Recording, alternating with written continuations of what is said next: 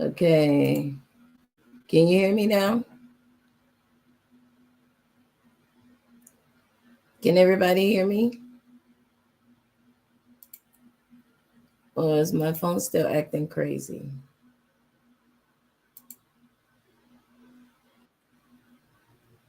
Okay. Hold on. Okay. Can everybody hear me better now? Sorry, I was having technical difficulties. Snakes, your wife, come back.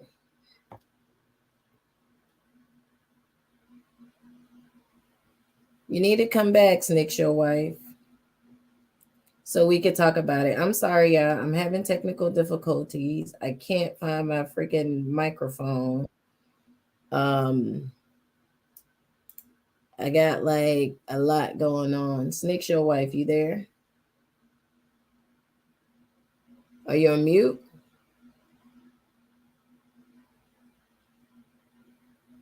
Are you on mute?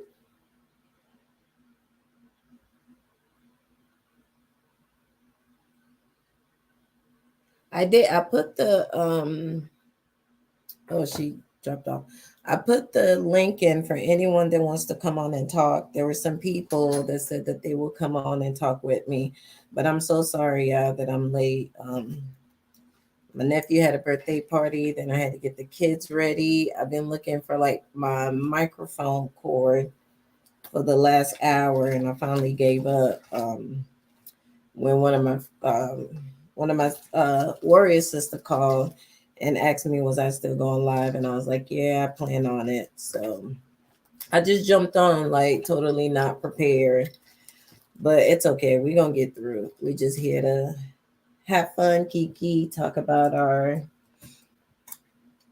year, how things have been, and how everything is going. Like for me, the year has been it's been hectic, and you know what, even still through all, I'm grateful. Like I really honestly did not do anything sickle cell advocacy related this year, like at all.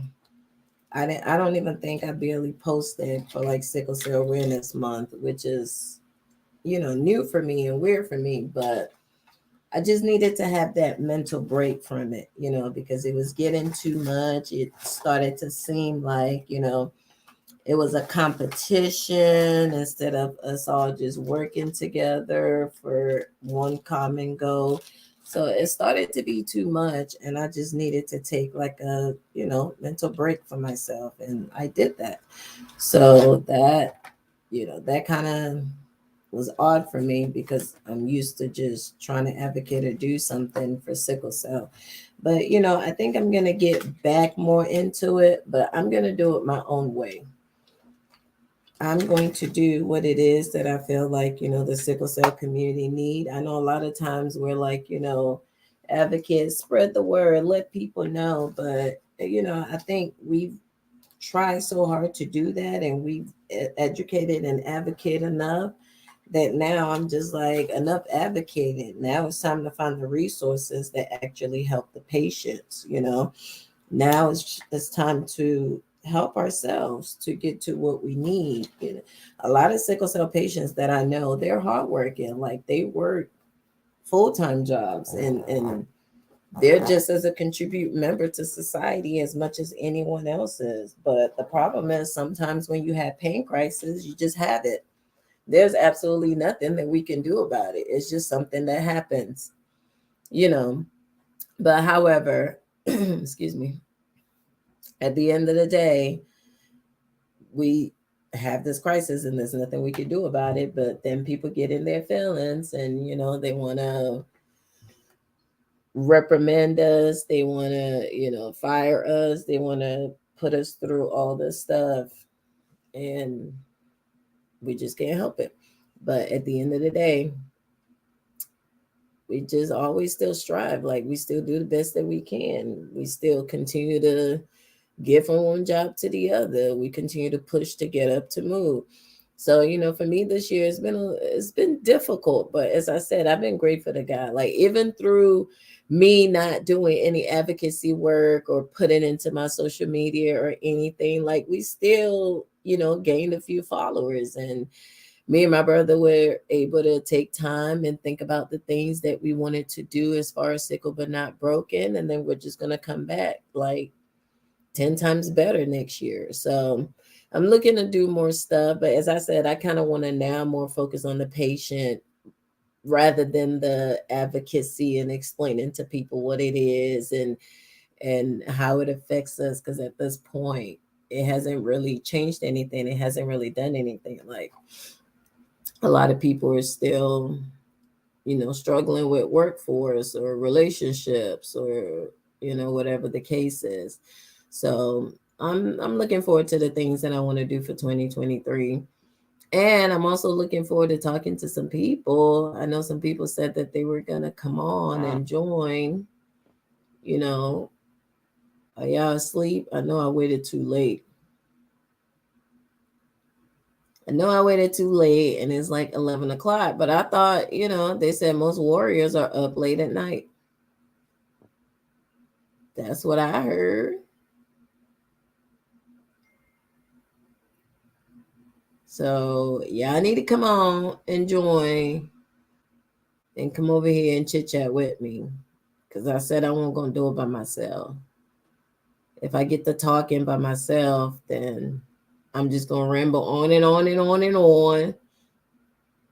And y'all just going to be like, you can stop now. So y'all can come on and have a chit chat with me. We could talk about while I look for I didn't turn my camera on because I'm looking for my cord for my microphone. Like I feel like I'm gonna go crazy if I don't find it, because I'm usually a lot more organized. But when I tell you 2022 it's just been different for me. Because hold on, yeah, I can't hear me. I've been sitting over here rambling on and on. Y'all can't hear me. Hold on, let me test this. That sucks.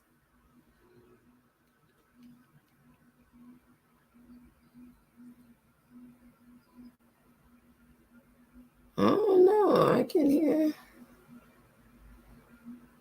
Oh no, I can hear me. I can hear myself.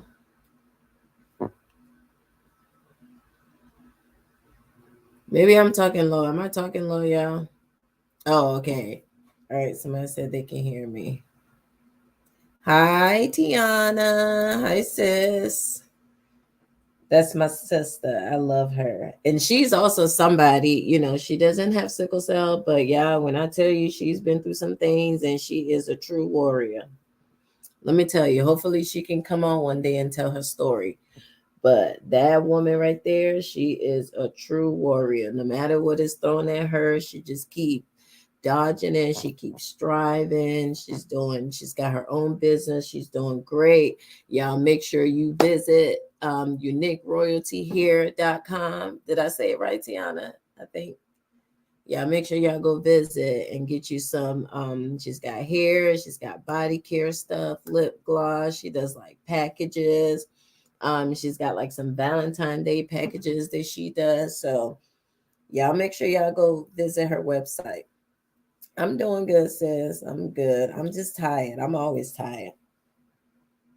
Like I was just recapping my 2022 and how hectic it's been, but even all in all, like I'm grateful.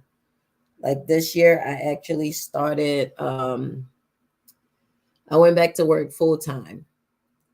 So I went back to work full time since my baby was I think she was like a year old.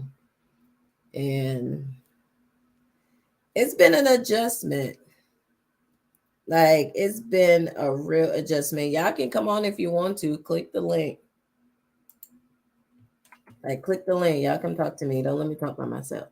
But yeah, it's this has been a year of like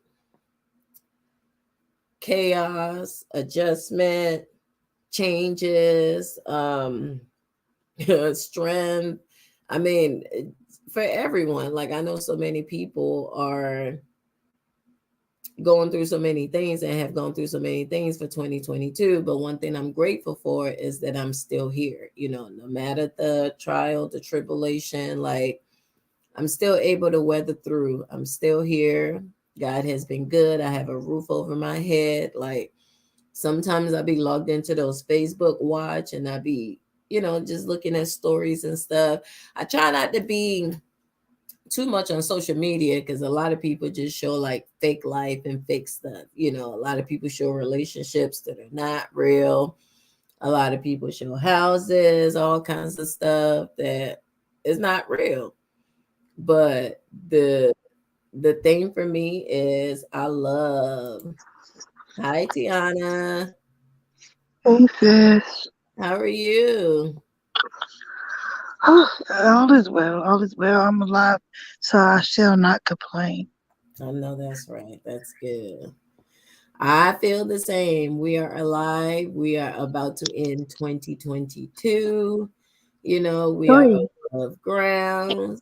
It's the people say it's a recession, but we still got a place to live. So I Right. think we're winning. Just true. So true. Yes, I think we're doing good. I think we're winning. But I'm telling you, it's been one heck of a year. That is true too. But it's also been a year of people, I think like a lot of people this year have realized, who they are. Hi, Lucienda. How are you? Hi. Hi, Vicky. Hi, How you doing? Hey. I'm doing been rough, but I'm okay. How are you? I'm good. I'm good. I'm here. I'm grateful. I'm a little tired, but I'm here. I said I was going to come Yeah. on and do this and chit chat because I feel like I needed to, because you know what? So many people has gone through so much in 2022. And I think, a lot of times we don't Yes, talk about it. Right. And, yes, that's correct. I feel like this is, a good thing, whether good or bad. We talk about it and we learn and move on from it. Mm-hmm. And we make 23 even better. Yes, well, I actually since I've been out the hospital with pneumonia, Mm-hmm. it's just really Oh. been hard for me to like bounce back. I can't get rid Mm. of this cough, Oh, and since the pneumonia. yeah, mm-hmm. No, I'm sorry. I know I hate, oh my gosh. Every time I get pneumonia, I get fluids in my lungs. Yes. Yeah, yeah. And Ah, I have fluid in my lungs. And then yesterday, um, when I was doing my transfusion, and I usually don't have to have oxygen, but I had to have oxygen because I was very short winded. And oh, it helped me a whole lot. But yeah, I'm just trying to bounce back from that, but it's just hard. but it's still hard. Yeah. It takes a while. Hmm. Like, it takes a while. Like, usually they have to like go in and drain fluids out of my lungs, which Oh I hate. wow. Because it's like they put this needle in your back and this really long needle, and you literally have to be still Oh wow. Mm. until they're And you done. be woke? Yeah, you have to be Oh awake. no, no, You no, no, got to no, be ma'am. still. Mm-mm. but I don't it's think a, I could do that. but it's a real tiny needle. But just the fact that, like, that's one thing about me. We used to the pain, so we could take pain. But I think for me is the anxiety of the anticipation of the needle. Like, that's why I always tell Right. nurses, I don't want to see it. Do what you got to do, get it over with.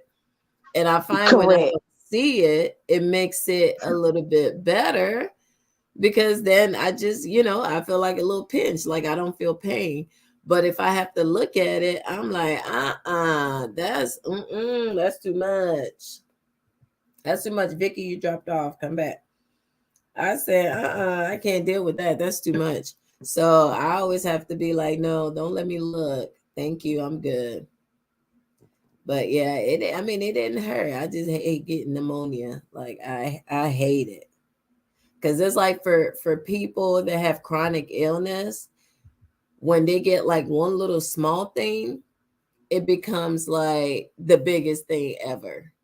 You get this, then you got to go in and get fluid. Oh, then now all of a sudden your hemoglobin is low. Now you need antibiotics because you got an infection for this and that. So it's always too much for me. That's why I try to stay away from any little cold or sickness, because people just don't understand that it sometimes causes a lot more for people, that have suffered with a chronic illness.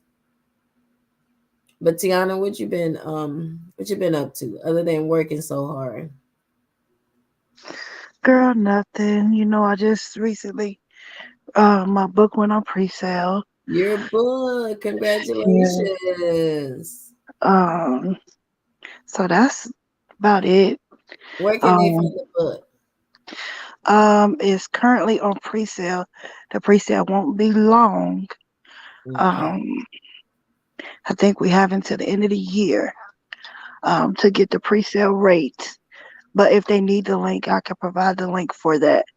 Um, Yes. Send the link so I um, can put it in the chat yeah, tonight. I'll send it to you. But I understand about pneumonia, and Yeah. still, because I had pneumonia.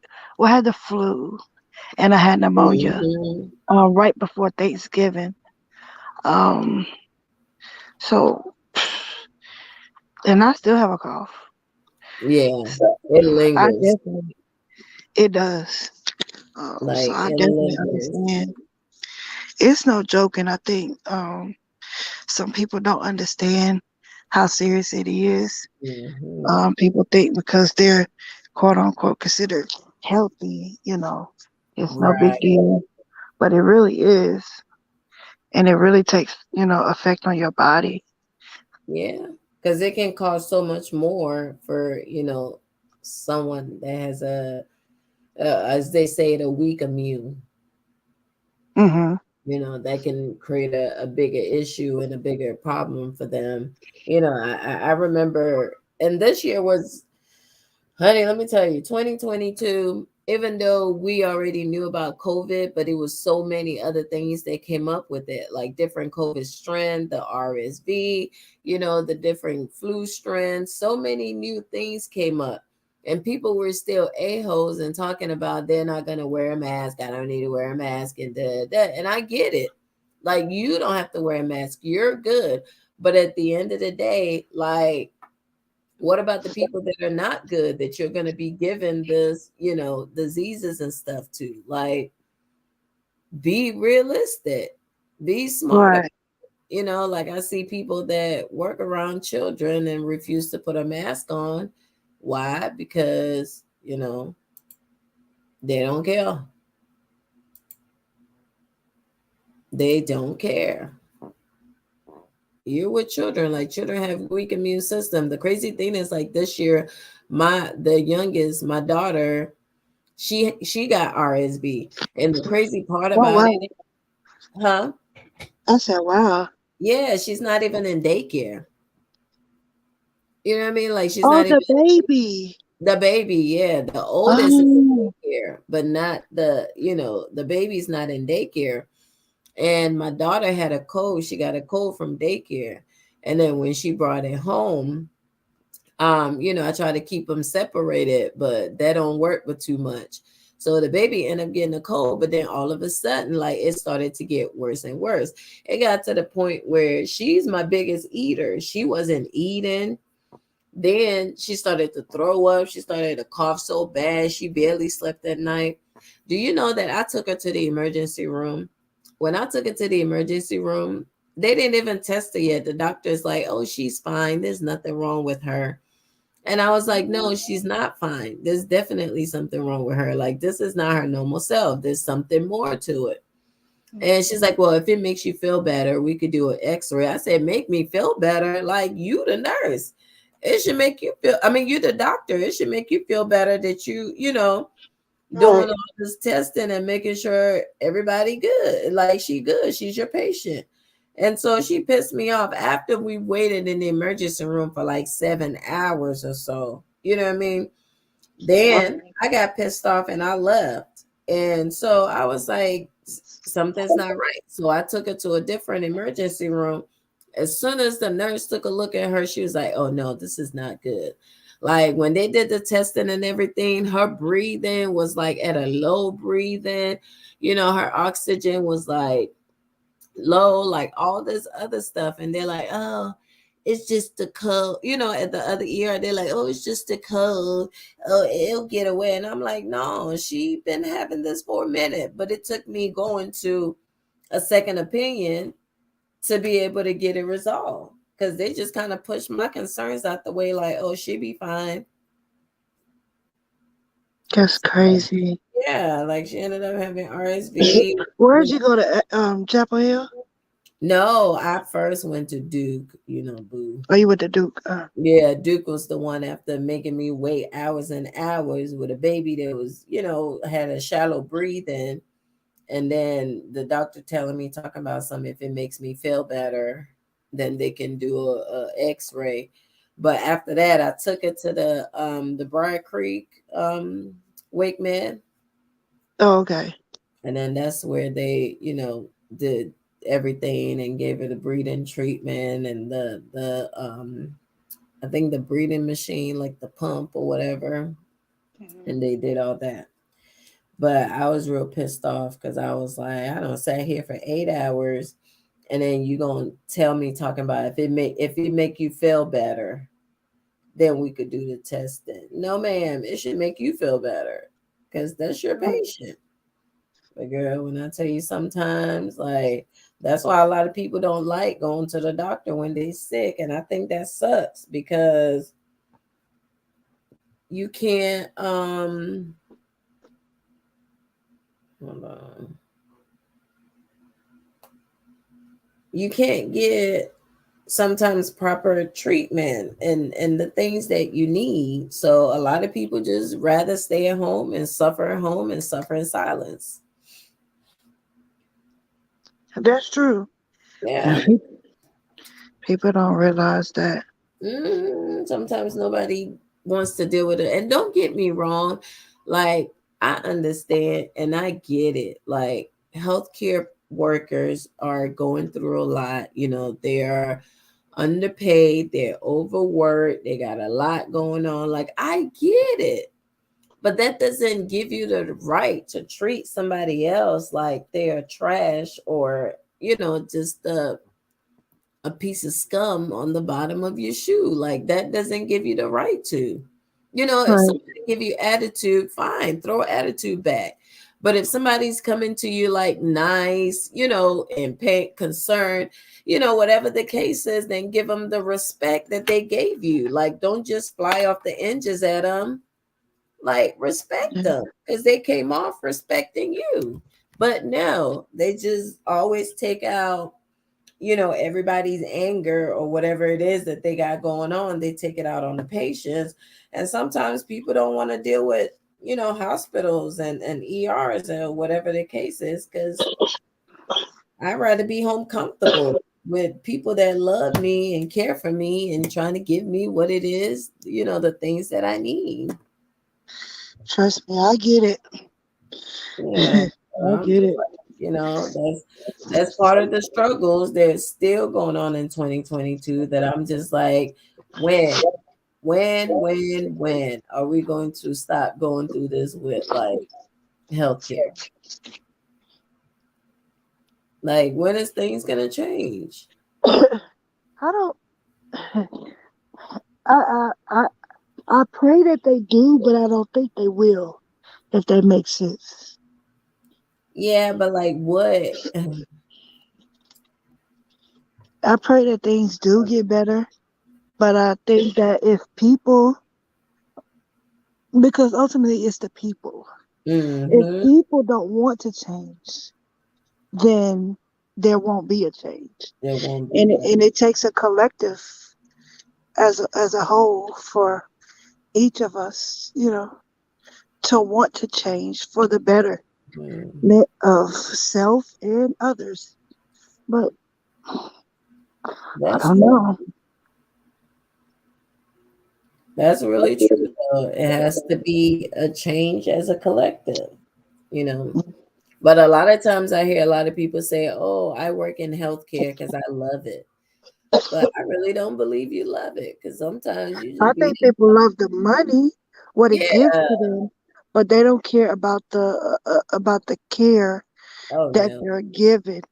Mm-mm. But they say, that's what they say. Oh, I have a love for it, and I'm like, no, you love the money because if you had a love for it, you won't treat people or talk to people the way that you do. Your patients, like Mhm.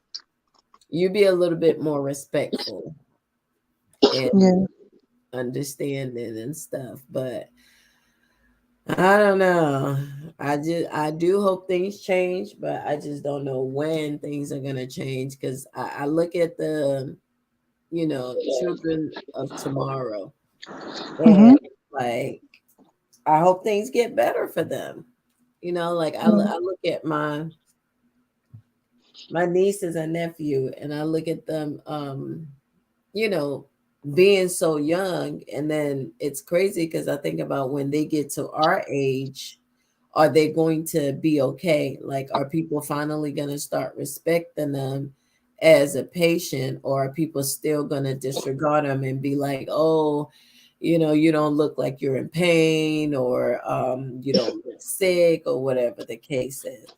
Like, And I that's something to really think about because ultimately one day all these children will be taking care of us. right. And so if they don't see a good example set before them, then Then what are we're in we trouble. doing? Yeah, that's very true. Then what are we doing? If we cannot see a good example set for our children, like, what are we doing about it? Yeah. And I get it. I And get it it, takes but we got to start doing something. That's why I said, 2022, I really just took a break from advocacy, because I was trying to figure out what exactly is it, like what needed to be done, because spreading awareness is not really doing much of anything right now. So mhm. something else has to be done different to help the patient itself.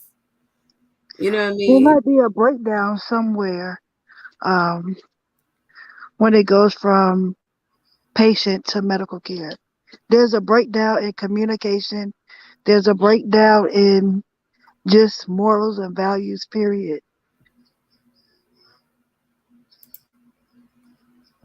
Mm-hmm. Because if people thought like even I being don't in know. healthcare, I just if they thought enough, like how would you want somebody to treat your mother, your father, your family member, treat people that way and have that type of moral and value, then it could be better. But people don't think in that way. Everyone don't think in that way.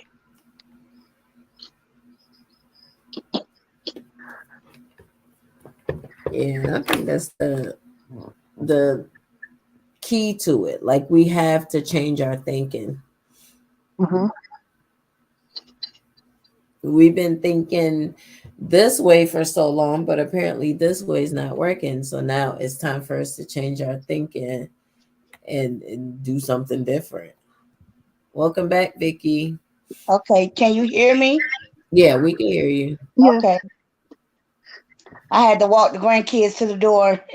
Oh, Mhm. they love Grandma House. They Yeah, always so their happy. mom had to work late tonight, so they wanted to Um, come over here with grandma for a little while. Oh, well, that's nice. that is nice. Oh, that's sweet.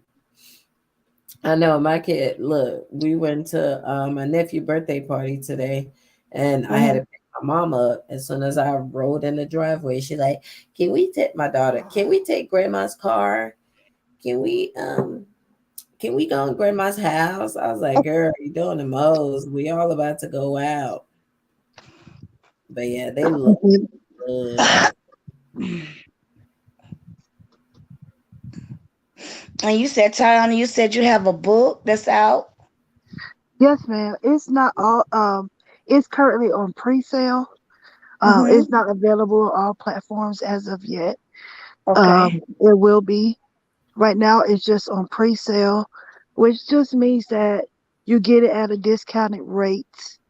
Okay. Um, you know, cheaper than what it is going to be when it reaches Amazon and all platforms. Okay. So how do you order? I could sit. Let me see. I could put the link in the chat. Yeah, I was gonna say put the link in the chat. Let me see. I haven't been on here in so long, so I have to remember I how to do know. this. You know what? Me too. That's what I said. Like 22, I was paying for StreamYard and everything, and like I didn't even use it all year. Like I feel like my year has been wasted as far as advocacy. Like I could have been, doing stuff. But I said in the beginning, I'm grateful to God. Like even though I did, Vicky dropped off again. Even though I didn't do anything as far as advocacy, like I still made, good like I still got good following. I still got like a good following on Facebook. So I'm grateful to God. I guess I just have to do more with it this year. But I felt like my year had been wasted. But then there's like so much going on with the new job and the kids, and they're still kind of so small and so needy and Yeah. mommy all the time. So every time I'm like, I'm going live, and here they come, want to talk, asking for too much stuff. So I was like, I would do late nights, but I be tired. I be ready to get in the bed. Like I am an old lady. I don't understand. I go to sleep. I put it in the chat. Well, it says chat. Is that the chat for here or the chat for? Did you put it in the private chat? Let me see. Yes, I think it's the private chat. Oh, you put it in the private chat. I'm gonna copy it. I'm gonna copy it and put it in the regular chat. Okay. I'm But actually you know what I did? I haven't been on YouTube in a while. Um, really. I've been yeah. lurking. Yeah, since the beginning of the year. Beginning of the year, I was doing like interviews and people was talking about, their situations. Then I shifted focus to Mhm. concentrate on my book, and then, you Oh, know, life just life be life is. yep. That's And so I want to do more of that, which is take time for myself and my goals. You know what I mean? Like I need to disconnect. My problem is I haven't spent that much time on YouTube, but like when I'm doing stuff like washing dishes, folding clothes, whatever, like I'm on YouTube. Listening to, like I listen to Michelle A.T. and Brown and some other people. And I also watch like a lot of Yoruba movies on YouTube, but that's mostly what I do. But like I want to learn to disconnect from everything except something that I'm doing that's productive, and then focus on, my book, my yeah, craft, or I've go. been waiting on you to write that book. I know I need to. I need to. I'm going to, but I need to. Like I've been slacking. I've been talking about it for what, a year and a half now, Yeah. and I haven't done it. I have like little beats and pieces, but I need to actually sit down and put it together and finalize it. You Like I need to. Simba, do you know Shamira? Shamira. I Y'all know don't Shamira? I know I don't. I don't think so. She has sickle cell anemia as well, but she passed. Oh no, I'm sorry to hear that. Did she live in the My Oh wow. my cousin called me tonight, about 8 o'clock, and she Oh, used to um, she used to see Dr. DeCastro, oh, I love me some Dr. DeCastro. and I can't think of the other doctor that was in DeCastro, but she sees patients in 1B, no 1A. Mm, I can't think of her name right now, I but can't feel that. Shamira, Remind she had me of the person. she was she used to come to the when we had the support group meetings at Lincoln and things of that nature. She was very involved, and she passed. She had 2 kids, and Oh, Oh, yeah, and my cousin, yeah. she was real close with my cousin and her sister-in-law. And my cousin called me tonight and to inform me, and I was like, "No, I didn't know." And she was like, "Y'all don't get information like that." I said, "No, they Mm, confidentiality." She was like, "But," she was like, "So how do y'all support one another?" I said, "That's the thing. They don't tell us things like that." yeah, that sucks. The sickle cell support group of Durham used to, Right. but now we don't do stuff like that anymore, which sucks because when I found out that Rosie passed away, it was like months later. And that really broke me because I mean, me and that woman, I love that woman. We met at a sickle cell conference, and she is like amazing, the sweetest person. And I would have Hmm. loved to been there. Like I would have loved to Right. be there. I would have loved to, send her mom something. But I found Hmm. out 7 months later, and that really that pissed me off. And see, that's how I was feel like one of my childhood friends that I grew up with, from starting at the fourth grade. Like we grew up together, and our families found out that we both, she that we had sickle cell, Mm, and so from that point on, our family and my family, her family, we just bonded, and her me and my sister, we would always go to her parents' house, and she would always come to our house, and and she was we was the same age, and when when I got the phone call, you guys, I was in the middle of the grocery store, and when oh I man. say, and that's why I tell people, when you make a phone call like that, ask somebody where they're at where they first. are, right? And when Where I are get, you? Who's with you? I was so, like, I froze. I couldn't move. I couldn't go nowhere.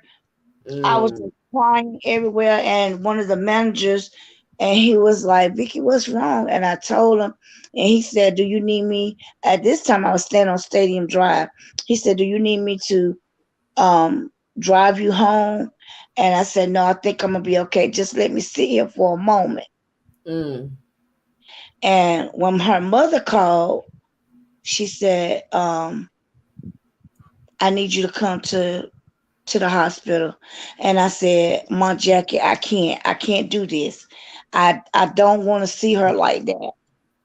And she was like, "Well, to give me closure, I need to see you."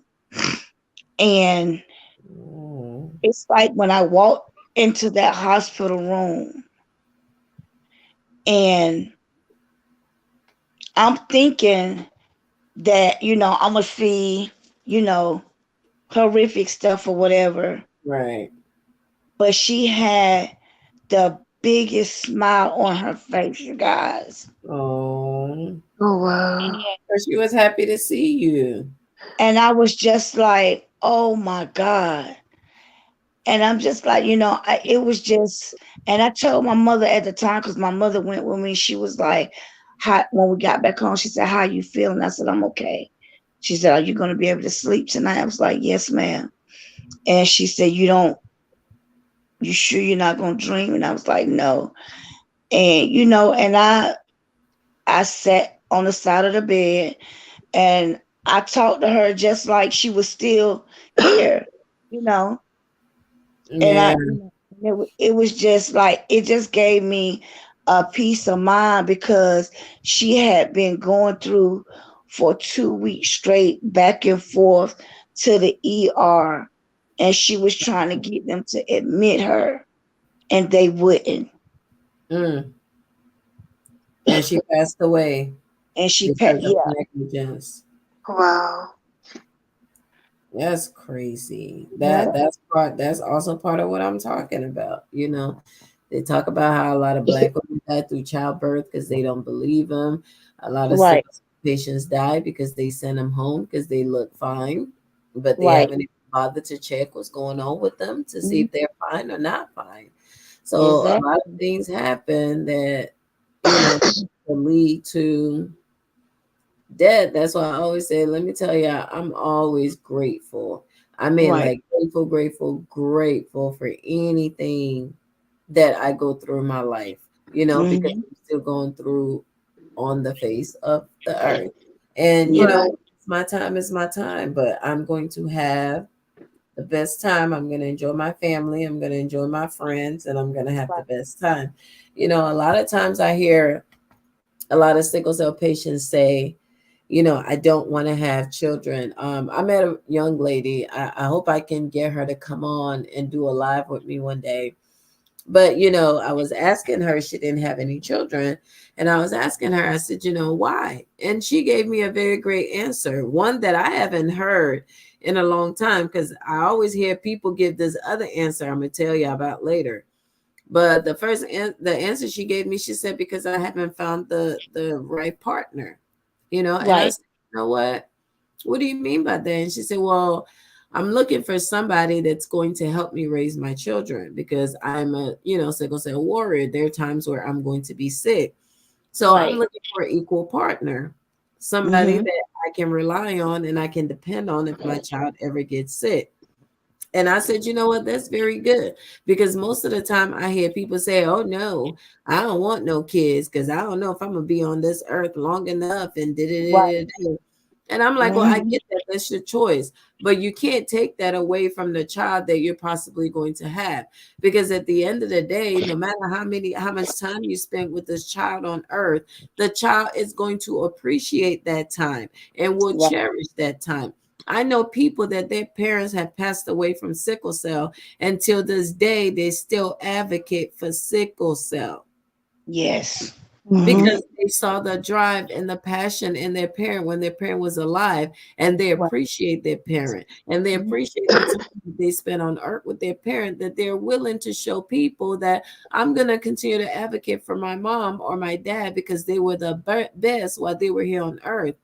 So a lot Right. of times I hate when people say, no, I don't want to be mean and bring no kids into this work because I don't know how long I have. Nobody knows how long they have. That's right. Right. That's true. Nobody knows because there are And healthy that's, people, quote unquote, as they call it, healthy people every day that are having kids and don't get to see the kid to 5 or not even get to see the kid at all. Some people die through childbirth. So at the end of the day, like you have to be grateful for what it is that you have. Like if you want something, just ask God for it. and Don't say, oh, because I'm a sickle cell patient, I'm not about to have no kids because then I'm gonna have them and then I'm gonna leave this earth and I'm gonna leave them alone. Well, you don't know what they're gonna become later in life. That's so right. true.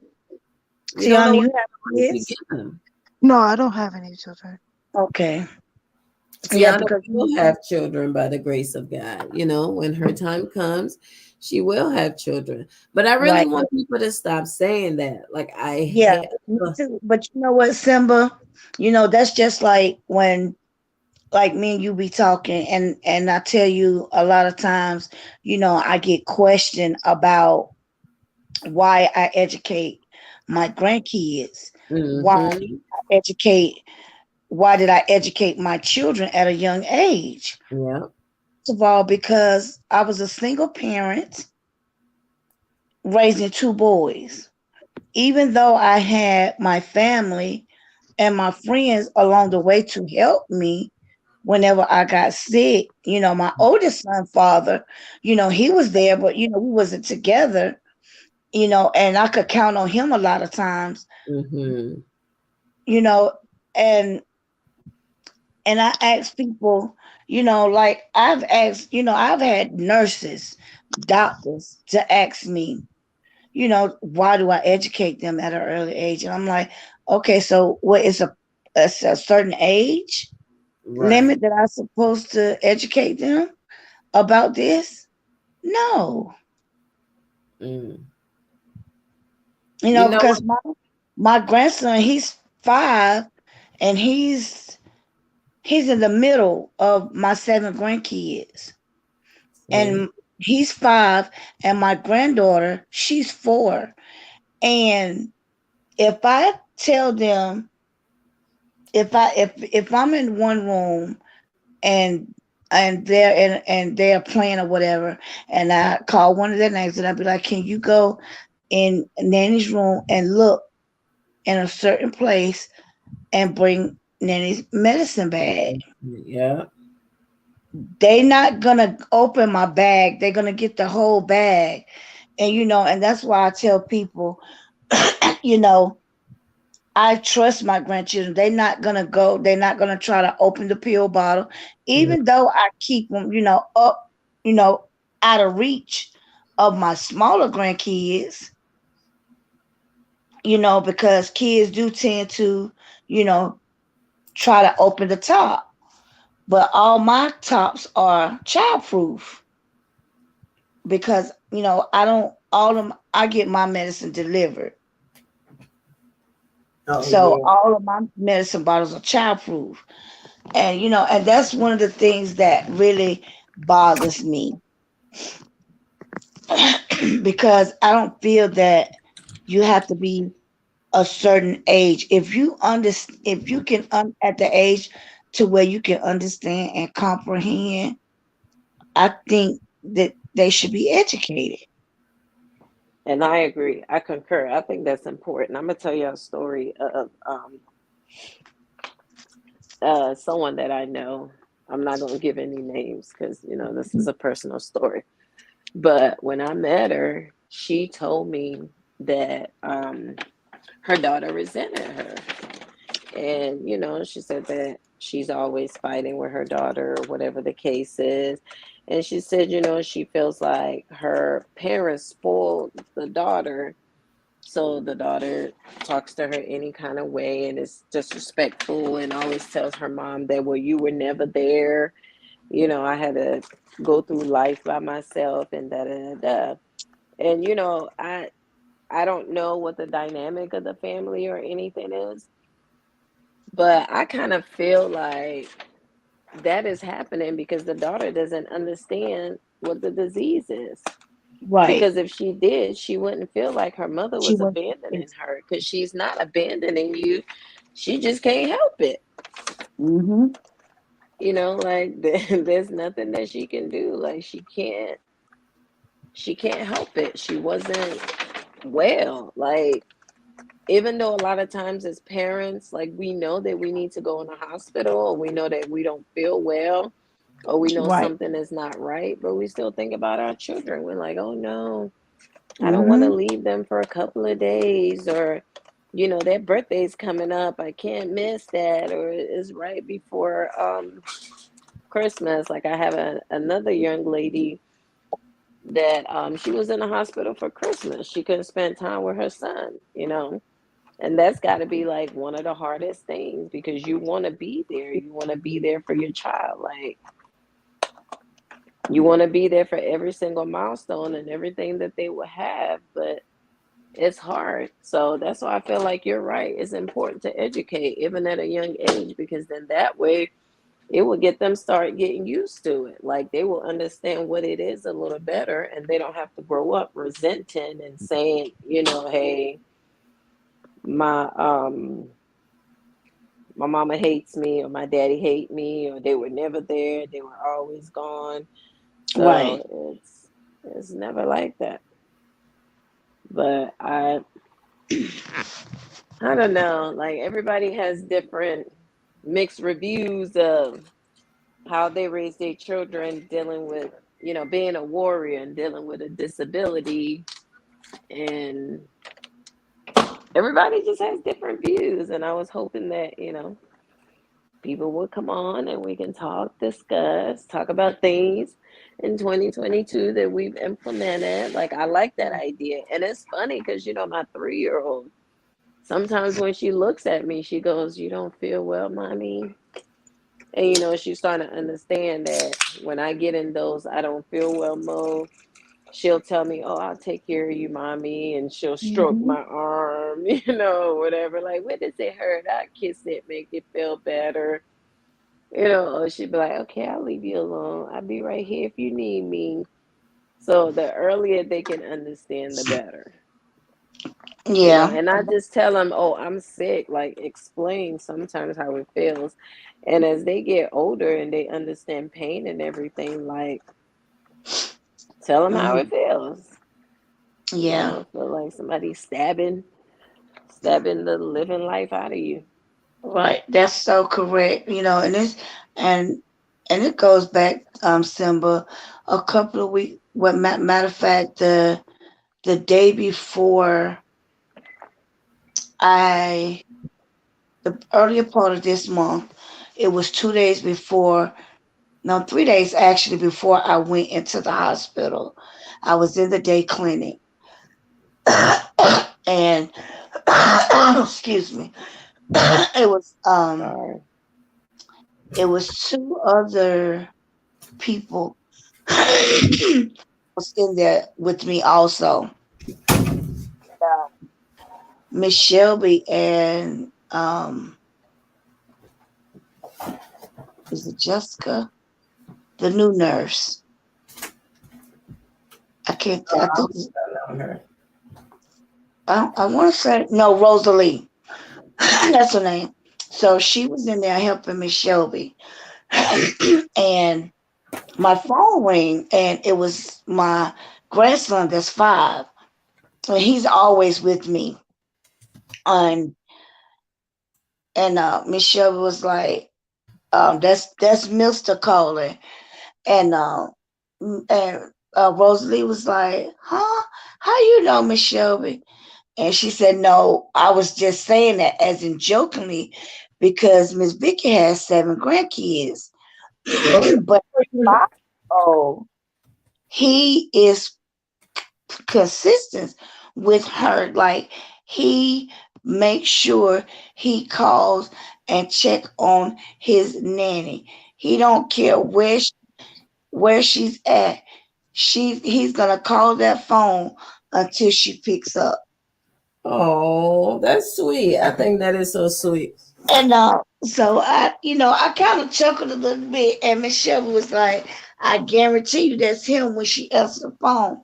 So when I answered it, and he was like, "Hey, Nanny," I was like, "Hey, Jace," and he was like, "I had a good day in school today." He was like, "Are you still at the doctor?" I said, "Yes, I am." And he was like, "Well, you was there this morning when mommy was taking me to school." I said, "Yes, I was." I said, "Hopefully I'll be home in the next hour or two." He said, "Okay, well, I'm gonna take a nap. Try to take a nap. And when I wake up from my nap, you should be home. Can I come over?" I said, "Sure." So Michelle was like, "See, I told y'all that was her grandbaby." And I said, and so everyone in the room chuckled a little bit. And I said, "Yes, he he just like his dad. I don't care.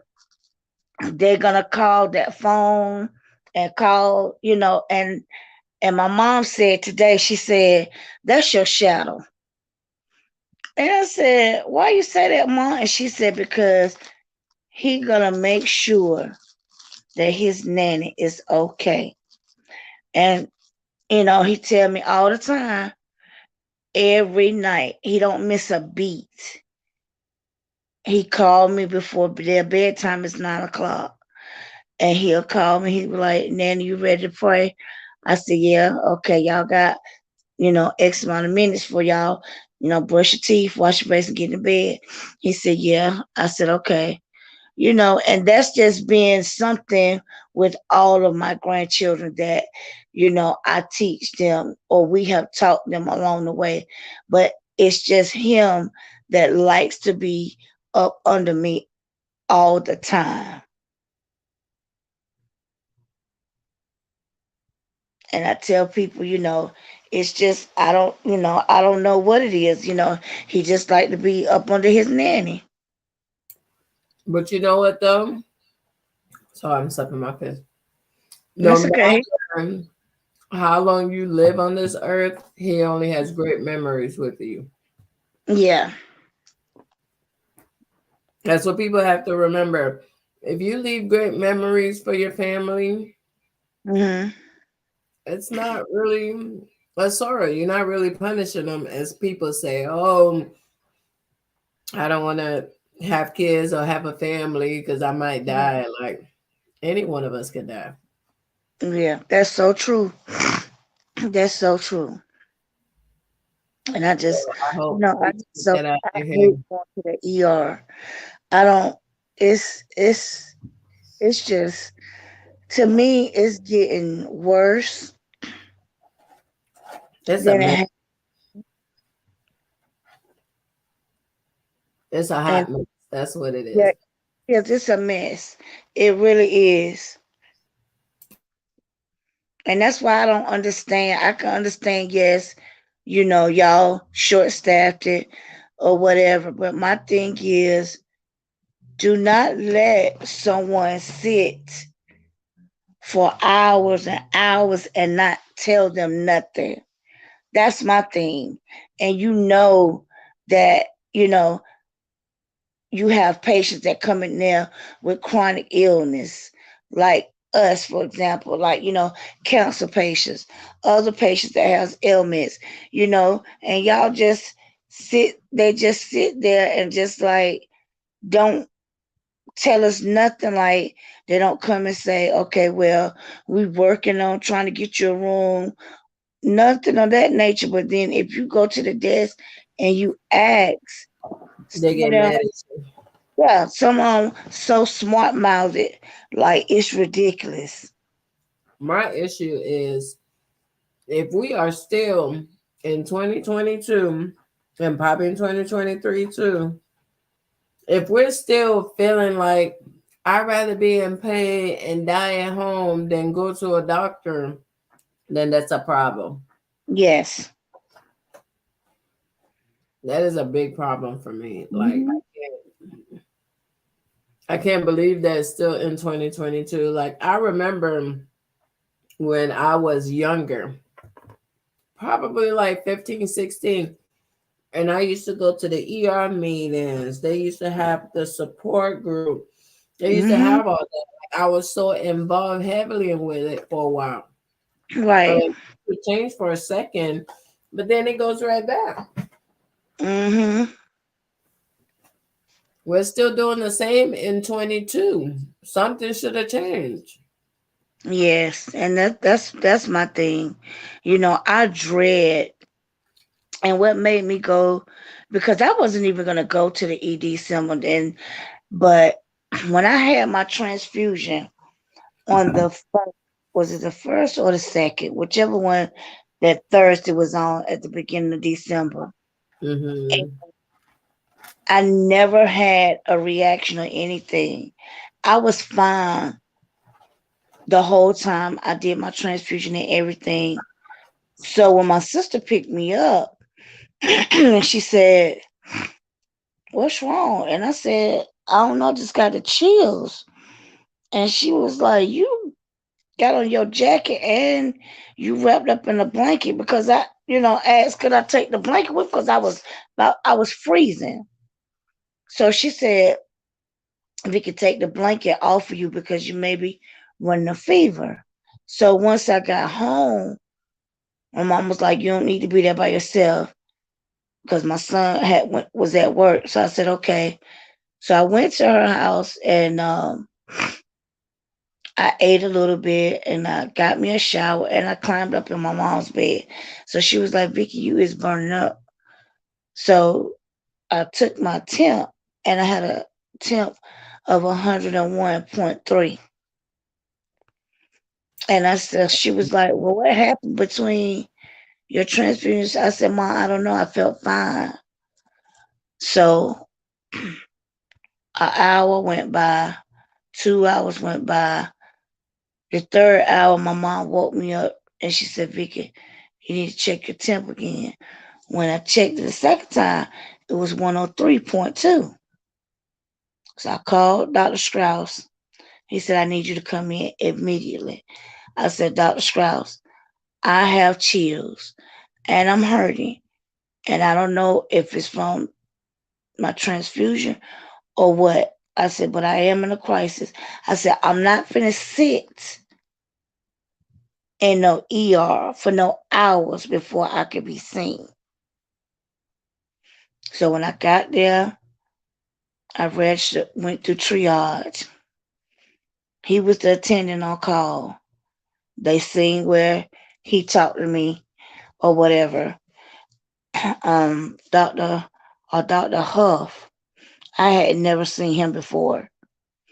And he was also in one of the ED attendants, and he said, no, we can't send her back in the waiting area. She needs a room.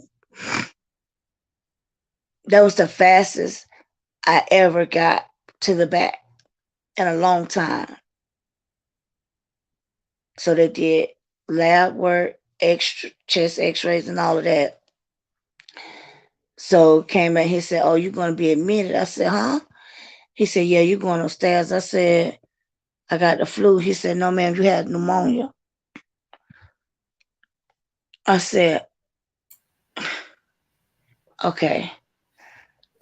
And so I was in for 6 or 7 days. Was given double antibiotics. But it's like I cannot get rid of this cough. Yeah, it takes a minute. Like, especially when you had pneumonia, Mm-hmm. you'll have like a lot of fluids and stuff that you got to get rid of. And then I constantly drink, water. I'm constantly drinking. And it's like I can't get enough to drink. I can't get enough to drink. Well, I'm glad they at least took you back and not make you wait in the ER. Cause I told him before I even left home, I was not. Cause if they would have made me wait, I told my mama, I'm not gonna wait. I will leave and go to another hospital. Yeah, that's crazy. Like, I hate how they make us wait. And the crazy thing about it is, it's not comfortable in the waiting room. Like, Not the at waiting room all. sucks. Those chairs are hard. Yes. Girl, let me tell you, one day I was sitting out there and they had my IV. They were giving me fluids.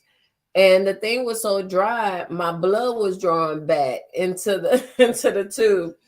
And I'm like, I get y'all busy, but somebody needs to stop this, take it off me or something. Like, y'all don't even come back and check on your patients. No. Where they're uncomfortable. When someone is in pain, they want to be comfortable. Mm-hmm. They don't want to sit there on no hard chair. They don't want to have a bunch of people crowded up around them. Like, I hate waiting in there. Yes, but Absolutely. they got 2 stations now on each side where Girl, they what? have machines at. Where they got what? So now they have like 2 stations. Like it's supposed to be a secondary like nursing station. Once you go through triage or whatever, and instead of them calling you back up there to the front to get your Your how butt. to do your vitals and keep check or whatever Mhm. every hour or whatever on the hour or whatever. So now they have one on each side. I don't want no sections to check my vitals. Who? I said I don't want no sections to check my vitals. What I want is some comfortable chairs Right. um to go to the back sooner to get somebody to access my IV. Not even Right. my IV, my port. Because now a Mm-hmm. lot of time when I go to the ER, they tell me they got to get the IV team because the nurses are not trained on a port. Which now I feel like more people are getting ports. Like it's not just sickle cell patient, cancer patients get it, dialysis patients They get it, sure are. You're heart exactly right. get it. And Yes, we get it's ports. just like, have you met the nurse? Well, he's a paramedics too. His name is Sean. Mm-mm. Okay, well he usually work. Um, Sean usually work first shift, Oh, and he may do a double if they really short staffed it. oh, But never heard of them. Sean, he's a nice looking white guy, black hair, a lot of tattoos. He from New Orleans. Oh, I think I know who you're talking about, but I don't think he's accessed my port before. Yes, when I say, and he's good because when I went in with the pneumonia, they accessed my port and they had to put a line in me as well. Oh yeah, because you gotta have several fluids and stuff coming in. Right. So but I got a double lumina, so they had access both sides. So I said, and I said, why do I have to get a line? And he was like, because I'm giving you double antibiotics. He said, plus fluids, and we don't want to stop your PCA, Oh. to give you the antibiotics. Mhm. Fluids, he was like, because, you're not dehydrated, but we don't want you to get dehydrated. So I said, okay, well, I'm gonna tell y'all now, I'm a very hard stick. That's the reason I have the port. That's why a lot of us have the port.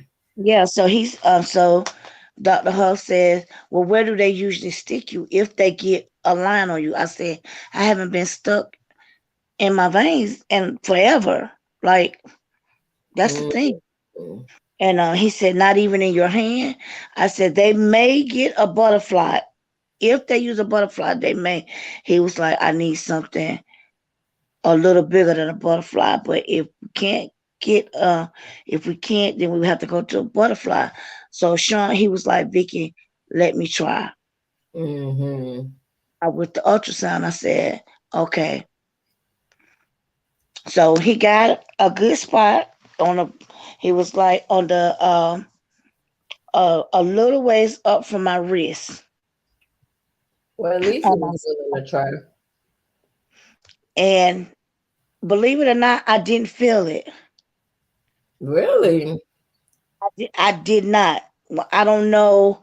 And he didn't numb me or anything, but I did not feel it. And he used the smallest, was 18 gauge, 18 needle.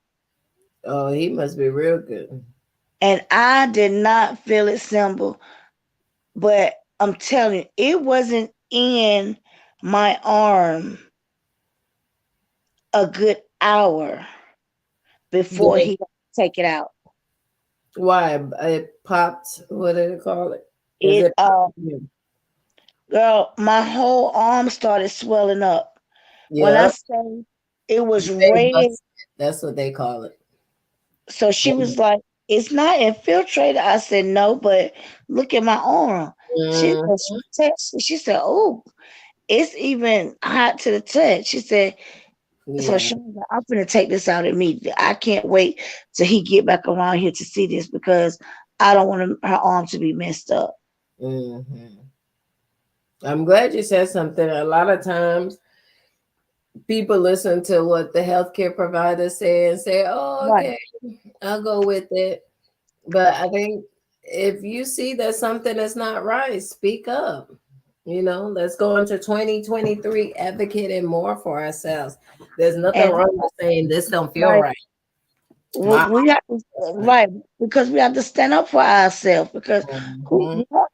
we don't have our loved ones there with us to speak up for us. No.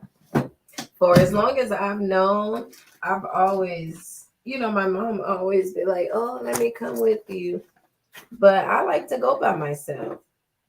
Like I really don't like to have my family there worried and then And sit. that's why, right, and my son, Waiting. and tell my son, I'm like, I'm fine. If I really, really need you, I'll call you back. Yeah, I cold. And then I think sometimes I be thinking, okay, maybe I should have my family because I feel like those nurses and doctors, they be taking advantage when you don't have nobody with you. And some of them do. They really be tripping. And I just feel like, I do have family. I just didn't bring Some them, of them really do. with me because I don't want to. But I do Right. there with advocate. Like there's some times I've had to call higher above. Mm-hmm. I finally found my cord for my mic. I've been looking for it all night. Have you ever had neck pain symbol with your crisis? I don't think so. I mean, I've had neck pain, but I always chuck it up to, maybe the way I slept or whatever the case is. I don't Hmm. think I had like a crisis neck pain. Okay, because that's what I've been experience, experiencing. So Dr. Shaw ordered me to do a ultrasound um Oh, for your neck? of my neck, and going from my neck down both sides. So, and I did it today, and she said, and I had to go outside of Duke to get it done because they didn't have any appointments. All their appointments was booked up till February. So Jessica, one of the new nurses, she told me to call Durham Diagnostic Center, and she called for me last week and got me an appointment for today, because he wanted to go ahead and see what it was. So as she was doing this ultrasound, and I was looking at the screen, and she said, "Well, no, you don't have any blood clots." She said, "And that's good." She said, "But is what is do they think that is um a pain crisis, as y'all call them?" And I said, "Well, he don't know. That's why he's scheduled this ultrasound." And she said, So, how do you sleep?" And I said, "I sleep with I sleep comfortable every night, And she asked me, "Do I sleep with a body pillow or a neck pillow?" And I told her no. So she said, "Well, if you can," she was like, "try that and see if that'll help, stimulate your neck when you sleep." so what exactly do they think it is? Well, he asked Dr. Strauss thought that it may be a blood, maybe I had a blood clot, and that's not the Um, case. So so she, a blood cloth is not the case. no. So what else could be happening in the So neck though? that's what I'm saying. She was like, "Because I don't see what he wrote on your paperwork. I don't Hmm. see none of that." She was like, "We don't see anything." And once she did it, she called the head nurse in, and she went over um my neck and my arms as well as the first nurse did. She was like, "I'm seeing the same thing she is. I don't see anything. It's no blood clots or anything." So I said, "I don't know what it is." She said, "Well, how does it feel?" I said, "It's the pain. It be so bad to where I can only turn my neck a certain way, because if I turn too fast or turn a certain way, it's like shooting pain and it hurts. And she Mhm. said, "Well, you don't see anything." So I was happy about that. So I don't know what it could be. That's crazy though. Sickle cell warriors out there. Anybody else have pain in their neck? Tell us in the chat, or you know, come on and talk about it. I've never had pain in my neck. Every pain in my leg, I always chuck it as I slept wrong or something Hmm. like Right. And yeah, and that's what my mom said. She was like, "Well, you're not a wild sleeper, and you sleep properly, as far as the way you lay on the pillow. So I'm not understanding it either. So I don't know. that. I hope it's nothing bad. Yeah, me either, because I don't think I could, take, something else or whatever. But But I she said, understand. so I completely I've been. understand. It's the pain is gone, which I'm glad and thankful Mhm. it's gone. But you still just want to know what it is. Right. And that's what I told myself. I'm just like really concerned. Like, what is it? Yeah. I think that's important to know what it is. And a lot of times, sometimes we have some type of pain or something out of the ordinary, but we always just discharge it and say, oh, it's probably just a sickle cell crisis or whatever it is. Right. But we need to do better with checking it out. Yes. The earlier you know, the better. Yes, Lord. Because and that's why and Renita asked me. She was like, have you She was like, you need to go ahead and schedule for your colonoscopy. And I said, Mm, well, I asked you about that my last appointment, and you said that you was going to schedule it. Put in so that Crystal could go ahead and schedule it. right. And she said, okay. So, I try to, keep all, everything, that I need to go ahead and get done. Because I don't like waiting to the last minute and wait for Mm, them because they be forgetting to put it in mhm. and write it up, knowing that you need a referral and all of this. Yes, and that's another thing. Like for 2023, advocate more for yourself. Don't Yeah. wait on a doctor and say, oh, they ain't called me with my appointment. Hmm. Call them and hey, I'm still waiting. This is going on.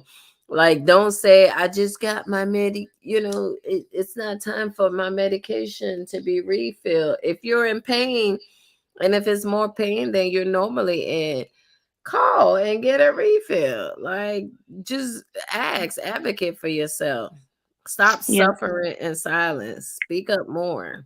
Yeah. Because. That I think that should be the sickle cell community's 2023 what they call it, resolution. Hmm. Speak up more for yourself. Yeah. Do more Yeah. speaking up. Let's I not know. be I see Dr. quiet or feel Kim. like, oh, they're just gonna say no, or oh, they're just gonna hate me and they're gonna do this. It's a possibility they can, but it won't hurt but to ask. Right. Hmm. Let's ask more. Let's advocate for ourselves more. Let's do more for the sickle cell community as a whole, Right. for patients. I said Hmm. in the beginning of this live, I have done advocate work. We have spread the awareness, but that has gotten us nowhere. So Hmm. now it is time to focus on how we're going to help ourselves as a patient. Like, what kind of programs are we needing? What kind of Right. services are we needing? What are the things that we need to talk about? Who are the people that we need to go see to make changes? At Right. this point, Hmm. I'm done teaching about sickle cell. Now I'm ready to start making moves to make my life easier. That's correct. Hmm. 'Cause people don't understand that not only does the disease affect our health, it affects our social life, our Hmm. mental, like every single aspect, dating, work, just being Yeah. able to live, relationships, Yeah. marriage, parenting, like every single aspect. And Mm-hmm. that at times could be hard on a person. Yes, it can. Like I really big ups to my warriors, because I don't know how y'all keep your head above water. Like every day for me, it's prayers and gratitude. Like I feel like a lot of times I want to start complaining, like, oh God, I can't get up and take care of my kids. I can't do this. I can't do Right. that. But then I think about the positive. I have a place Mm-hmm. to stay. I'm grateful for my children. I'm grateful for my family being there to support me through everything. So Yes. you just gotta pick your battles. Yeah, because I was asking my sister, I have a jean jacket, Mhm. and I've been trying to find someone um to do the symbol and Oh, warrior the on the sickle back. cell, the warrior symbol. Mm-hmm. And with sickle cell warrior, I want to put warrior on the back, Oh, that would and be cute. my Oh, mom was speaking like, of, I don't mean to cut you off, uh-huh, but for this Christmas, I have decided that I was going to buy myself is it a press machine or a t-shirt press uh-huh, machine or something like that. But I yes, bought myself one, and I am going to start making my sickle but not broken apparel. Like I've tried to go through different people to help me right. create, but it just costs too much. Like I don't want to pay $35 for a hoodie, because then how much am I gonna sell it? Like I don't want to not make any profit off of it for my Right, time because you have to to make your get. you got definitely have to make your profit and see, and Yeah, then but that's then the I don't thing want to hit because nobody over the head. You right, see but what I'm see that's saying? the thing, So, you got to, but and then it's not hitting nobody over the head because you have to think too, Simba. Okay, how much is a plain hoodie? Then if you take that hoodie to to a print, a shop somewhere that does t-shirts and things like that, how much they charge, just to for the print itself, mm-hmm. more than if it's more than one string, then that's where your prices come in at, because it's just like with the we use this man, Mr. Orlando, and he's Mm-hmm. my mom's classmates. And they've been knowing each other for years, and he been in the t-shirt business for years, and we always use him for our family reunion t-shirts. Mm. And I was asking him this year, I said, as far as your pricing and your t-shirts and stuff like that goes, how do you come up with your figures and your numbers? And he said, because if I have to go from a small screen to a medium screen, or from a medium screen to a small screen, he said it could be various, because as each screen is a different price because you're using more ink. Mm. And and when I say, and then he said, and then too, you got to think about it. A lot of people do color t-shirts. That's true. Color t-shirts, they are more, they cost more than white plain t-shirts. Mm-hmm. He said, and that's why I tell people, you know, you have to, you know, think about your screens, how many screens you're gonna have to use to print just one shirt. Mm. That Because some people just get stuff on the back, but then when you're doing the front and the back, mm. Well, I felt like I didn't want to charge too much hmm for, a hoodie or a t-shirt, because I mean it's a recession. We all Right. pinching our money at this Yes. point. So that's why I had stopped. But with the machine, I'll see how I do, and then it won't be so expensive because I'll be doing it on my own. Right. But I like this past year, I told you I kind of got discouraged from the whole advocacy thing, and I put everything on the burner because it just got to a point where I feel like it was a competition. Like if we all working towards the same goal, it shouldn't be a Mhm. competition. Right. Exactly. It's so much that we go through as warriors. It doesn't matter what kind of chronic illness you're dealing with. We go Right. through so much at warriors that we should not be fighting each other. If Right. And that's anything, what I was telling we her. should be It, providing support. I want to get into something. I want to, start doing something, that's dealing with, you know, sickle cell because, I want to get the word out, to Mhm. people that really don't know, about it. As like you said, with, you know, educating us this, that, and the third and the other or whatever. Right. But it's like with Tiffany Bell, social worker. I guess Mhm.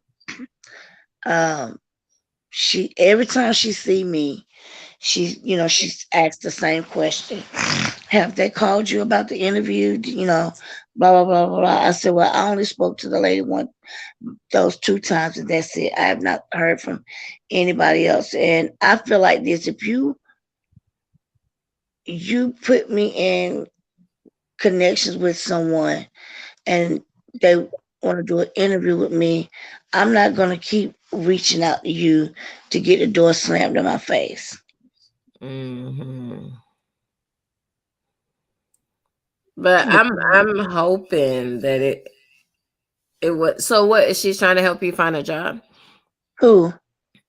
The whole situation you were just talking about, that she Oh said that no, they call you no, for the no! interview. It's she was going to different ones, different people. She said she was, going to different patients, asking them to do an interview about sickle cell. Um, gotcha. And so, and when she asked me, at first I was like, no. And she was like, why not? And I was just like, I really don't do good in front of, crowds of people, you know, or a room full of Mhm. people. And she was like, the only thing you have to do is, just, answer the questions, or y'all going to do a one-on-one interview. And I said, okay. But, I later on, wonder what they putting together. I wonder if huh? they're doing like a YouTube or if they just gonna post it Mm-hmm. on a page or something. I Right. don't Yeah, know. because and I know because she was saying that, with the two interviews that I have done, they've we used them, they used them, we put them on TV. And I said, oh, Oh, okay, okay. because one of the girls that she used, I don't know if you know Carla Williams, she has sickle cell too. Mm-mm. I know she did an interview with her with Tiffany a few times, and it cast, on TV where they did a little Mhm. segment and was talk, she was asking her questions and talking about it. And they then another interview they did was with her mother and her son, asking how does they take or how does they feel Yeah. about a loved one, with sickle cell anemia, does Mm. that But them, you know what? stuff like that. No Huh? lie, that's what I wanted to do, but I don't get enough people to participate. Like I had this series in my mind that I was gonna do, right? I was gonna Mhm. do dating with sickle cell, marriage with sickle cell, raising children with sickle cell, just to kind of have like a round table discussion. Right. But I could never get, you know what I mean? Like schedules always conflicts and things always Mhm. happen. But I said 23, I'm gonna plan it more because I feel like I was this is just about to say, discussions well, we need don't to give have. up. If that's what you already had in mind and already had planned, as one of your goals to do, don't do it. Go ahead and go. I think you should go forth with it. Yeah, I think that's what I want to do more is like be a little bit more focused on my goal. Hmm. Because I had so much that I wanted to do. But of course life happened. But I think that there's a way that I can, still deal with my health, schedule my time, and do the things that I need to do and Right. still have time for me. Like, I feel like I just need to figure it out, and I Hmm. also like in the future, I see, how when you watch TLC, was the Tender Loving channel? Is that what it's called? The TLC channel. Yeah. What does Uh, TLC stand for? You know? I uh-huh. thought it was Tender Loving Care. I'm not sure. I thought it No. was 10 to 11 channel, but I guess it's not. But look, so I thought about, how TLC always do like health stuff and stuff like that. Uh-huh. I thought about pitching them an idea of following sickle cell patients, like a Right. reality show for sickle cell. I think that would be so dope. Yeah, I think that would too. All right, yeah, I heard it here first. Don't be stealing my idea. Oh no, no. No, not But you. I'm talking about whoever's oh listening. yeah. Don't be stealing my Uh-huh. idea. And if you do, credit me. Thanks. But Mhm. but like I think that would be dope because like I feel like they've done Little People, they've done like SEX sent me to the ER. They've done like so many different like health wise things Right. that I feel like this Mhm. would be good. This would be like not just a teachable moment, but like a moment for people to be able to see it firsthand how it affects us. The Right. Learning Channel. Thank you, Tiana. It's called the Learning Channel. I knew it was something. Not I knew it wasn't Tender Loving Care. But like I feel like not only would it educate, but like being able to see it firsthand, being able to see how it affects us, being able to see us like living our best life one moment and 2 seconds later we're like, oh, I need to go to the ER. Like Right. having a little bit more understanding. Like I think that would be so dope. And I think that would give people a little bit more insight of what the disease is. Because I think a Mhm. lot of times when you explain it, they don't understand fully the struggle. They just be like, oh, they in pain. Or when you go to the ER, they look at you and they say, you don't look like you're hurting. You know what Right. I mean? You don't look like you're in pain today. And you sitting there like, yes, I am. And they're like, oh, you look fine. Like I have one of my sickle cell warrior sisters, love her to death. And one thing that she always does to make herself feel good is that she looks absolutely gorgeous when she steps out the house. Like, she makes sure her hair is done, her makeup is on, like Mhm. her shoes, she always got on high heels, like, but that's how she makes herself And feel you know good. what? And that's what not meaning to cut you off, but you know what? That's what Tasha said makes her feel good. That's who I'm talking about. I ain't gonna Oh, put her okay. name out here. But Oh, okay. there you have it, Tasha. If you listening, we talk about you. But like, my sis always be, on Always point. Like you would never right. catch her on a bad day. Even on a bad No, day when she was rushing, it's still not a bad day for her. But this exactly. is what she said makes her feel good. She said, when I am in pain, when I get up and I get dressed, I put myself in a different mindset and I get it. But Right. That's because she right. looks like this and she goes to the hospital or to the emergency room, they start to treat her like nothing is wrong. Why? Right. Because she chose to make herself feel good. They're Right. like, well, you walking in heels. Well, Right. Because they think we you got supposed to time to come put your makeup on. right. Like, They think that we supposed to be. They think that we supposed we're to supposed come to in there look good. all broke down and Yes. hollering and screaming to the top of our lungs. But we've been dealing with pain for so long, For we so know how to long. contain it. Since we were babies. And that's another thing that pissed me off. Like when I go to the ER, I don't like when I'm in pain, I don't cry. I only cry when people piss me off when I'm angry.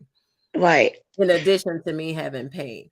But like right. if I'm just in pain, I don't cry because I've had it so long that I Hmm. found different ways to deal with it. Like I'll put on my headphone, I'll listen to music and I'll zoom out or I'll start rocking. It's like so Right. many different things that I can do. But I Hmm. hate the fact that if I go to the hospital, they're trying to force me to cry and have a fake cry just to believe that I am in pain. That is so true. I don't want a fake cry. Like I don't want to cry. I'm not Mhm. crying. Like the You all crying is crying not out helping. because you already know, like, I mean, I don't understand. That's one thing that, that it really irks me and it bothers me. And that's just like, I was explaining to you, like I was telling you a time before. And I don't know, I think you was in the ED that night that we was in it because it was myself, what's her name? Shamik, I can't think of her name. I think I know who you're talking about. It was about three or four of us in there wanting. Yes, and Keith was one Yeah. of them. Yes, it was like three or four sickle cell warriors in the ER at the same time, going through Yeah, the same thing, waiting. and I'm you sorry, remember, go ahead. and yeah, because and then Keith Middleton had came in, Mm-hmm. and he was like, just walking back and forth because he was just like, In he pain, was yeah. because you know the pain was just that bad, and once I remember he was saying once he got to the back and the doctor came in and he was, how they asked us the questions and he was Mm-hmm. telling them and he was like, the doctor was like, well, I think just for the drugs. Mm. And Keith said before he knew it, he hadn't hit the man. Punched them. I remember you told me the story. He don't punch them. You know what? Sometimes I don't condone violence by all Me means. either. I do not condone violence, but sometimes some people deserve it. I'm just saying. Right. Hmm. Right. I And am then, just saying. they look at this, our color. Yes. They think Yeah. everybody abuses, the system or the drugs. No, we don't. Well, I hate to say, if they look at the statistics, African Americans are not the ones abusing pills. I'm just saying. Right. Yes. I'm just saying. Yeah, don't come for me. I'm just the messenger. Right. And that's just like with the pain clinic. And I go to the pain clinic and I see Kesha. It's spelled like Mm. Keisha, but she pronounced it Kesha Wilson. And that's who I've been seeing since their story Sawyer left. But I had missed an appointment because I was um I You were was in sick. I was in the emergency room and I was in observation for 2 days. Mm. And now before my appointment, I called to let them know this. So my follow up appointment when they went to make a follow up an appointment once I got discharged, Kisha didn't have any more open appointments, so they put me with one of her colleagues. Now Uh-oh. this was the day that I I hate when saw that her. happens. She the system was down when she came in there. She tried to log on and or whatever. The farthest she got was, it came up. It stayed up for like about 10 minutes. So after that, she couldn't look at nothing else because the system had went down. Mhm. So she gonna tell me that I'm gonna each month I'm gonna cut you back. I said, you're gonna cut who back? She said, you, and I'm gonna go and talk to Kisha about this because I think this is way too much. I said, excuse me. First of all, You don't you know nothing about my pain management, you first of right, all. you can't you didn't. First of all, you have not seen my chart or read my Right. chart because the system is down.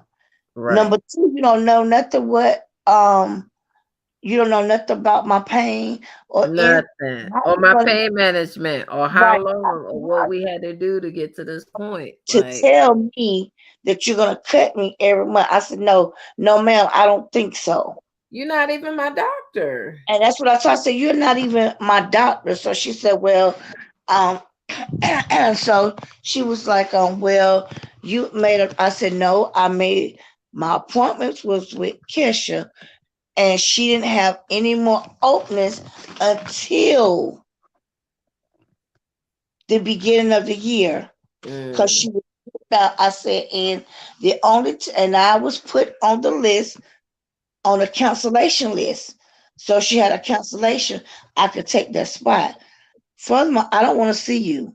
But I And thought they said that if last you are in pain, a doctor cannot, like, they can't withhold your medication. mm-hmm. Simba, she got so mad, and then she started raising her voice. But that's the thing that pissed me off. Like, don't save me. Go save another, go be super Hello, safe at home for somebody else. Like, I'm and good. I I'm literally, big. Like, I yeah, don't I have no literally problem. had to. I got my phone and I called. I said, "Mom, are you still outside, or did you go get you something?" She said, "No, I'm still in the parking lot. What's wrong?" I said, "I'm calling you to let you know I'm Get me getting ready out to of walk here. out because I'm trying to keep my cool to keep from going off on this doctor for And that's one." why I don't. That's why I don't like changes. That's why if my doctor ain't available, I wait. Right, and that's what I told him. So she was like, and so the nurse was like, "Well, you can't wait." She was like, "Because if you do that, then we can't issue your Because you'll be scripts." And I working said, past the "So time. when did that come in place?" Mm. And she was like, "Well, that been in place." I said, So "No, y'all gonna ma'am." penalize me because I choose to see my doctor. Right? I said, "No, ma'am." So this past week, last week, when I saw Renita, she said, I'm looking in your chart, and why did I can't even call the doctor name. I don't even know, it's a funny name. She said, why is she trying to cut your medication? I said, Renita, that's something that you need to ask her. Gotta ask I them. said, and I told them that I did not want to see her again. And For she somebody said, that doesn't know anything about what is going on with me. right. Like, So that's the thing that makes me mad. This right, doctor or whoever doesn't know anything. You nothing. never looked at my history. You probably looked at half a page in my chart, Right. So how do you get to make the determination of what my medication is gonna be? Like, no, thank you. Yeah, I So then really be trying it. Dr. Strauss asked me the same thing. And I said, well, when y'all have these doctors' meetings or whatever about y'all patients, then y'all need to speak up just as well as us patients do. I said, but I Mhm. don't never want to see her again because number one, she was rude. But And see, then that's the thing. Like, she, I'm grateful for the providers that we do have now. Like, they're Mhm. really trying. But I Right. feel like sometimes they get a lot of pushback from like Hmm. outside, resources. Because I Right. feel like my doctor, Dr. Shar, he always trying hard advocating for the things we need. But I Hmm. feel like he get pushback when he goes to like, the different departments to talk about it. Yeah. And I that's feel why I like they said, give him a hard time. what I said, because like I feel like that we need to have a person in the ER that's going to advocate for us. Girl, they've tried that. They give us so-called advocates that ain't do nothing. And they don't do Girl. nothing. Yeah, been there, done No. that. That's why I said I feel like I've been in this situation for so many years, and we fought and struggled and all this, but like I feel like Mhm. ain't nothing been done like that. Right. You know, don't Nothing. get me wrong, like we've had some changes and stuff, but I feel like it's not enough. It's not. I don't think it is either. Yeah, like I feel like it's not enough. Like I feel like we need to do more. And that's what I was, saying, telling Renita and Dr. Strauss. And and but it's sad that your nurses that work for you say that you don't even only thing you're focusing on and worrying about is your research and Mm, not your patients. mm. That's another story for another day. Because it's crazy. Oh, as Yeah. they say, it's story for the gods. Right. God, when I tell you it's so much, I really hope 2023 I'll do a little bit more of, having these conversations. But I feel Hmm. like it's so much more that needs to be talked about. And I feel like a lot of times we kind of try to not cover those areas of topic because it could be a little bit much. Right. But I think we need to have those uncomfortable conversations in order to be able to I'm get with you on like that. I do results. too.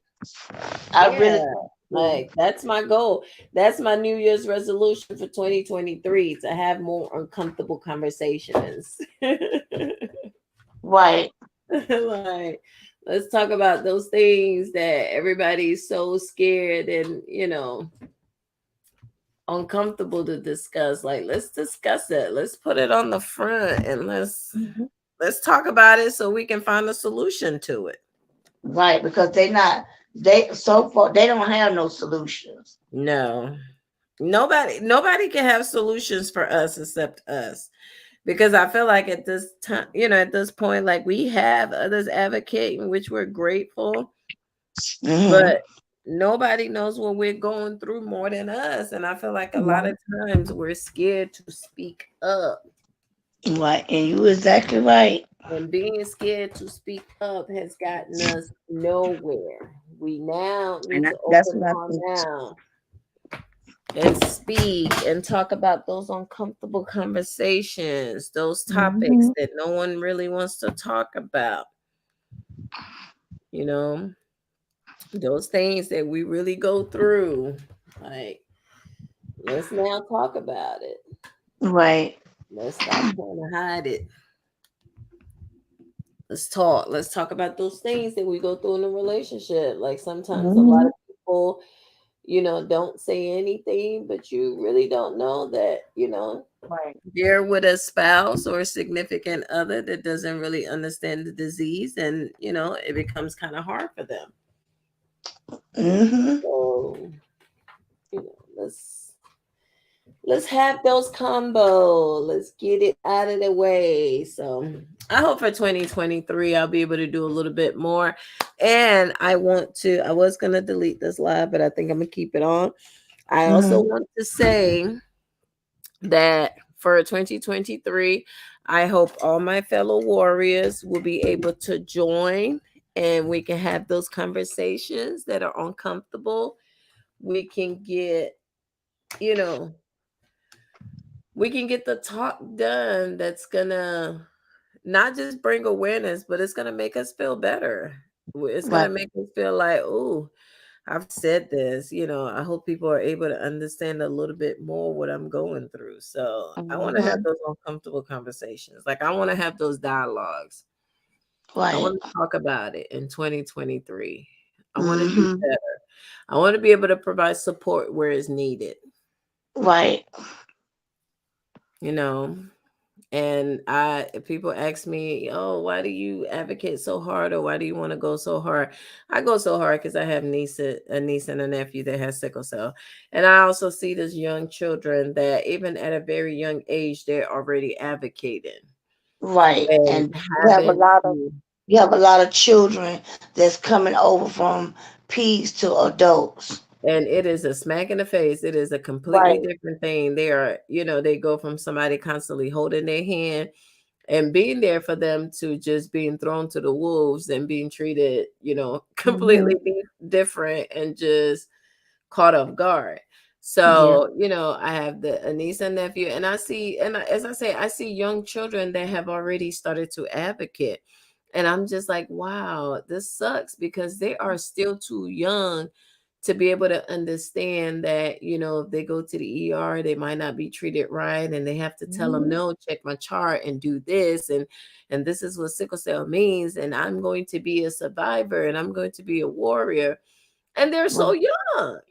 There's this particular young girl, I can't remember her name. She has her own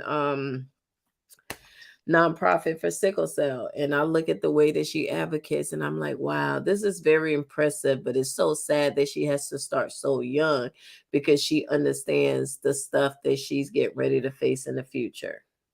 Have you seen on Facebook this little girl that she has sickle cell anemia, and Mm-mm.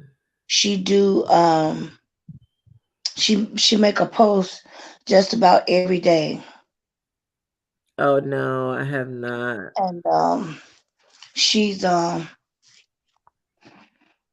don't know, and I was on when me and my grandson was on Facebook listening to listening to I forgot who was somebody was singing, and they was and so after we listened to it, and we was just scrolling, and Hmm. she was like, "Hello, you guys, it's me again.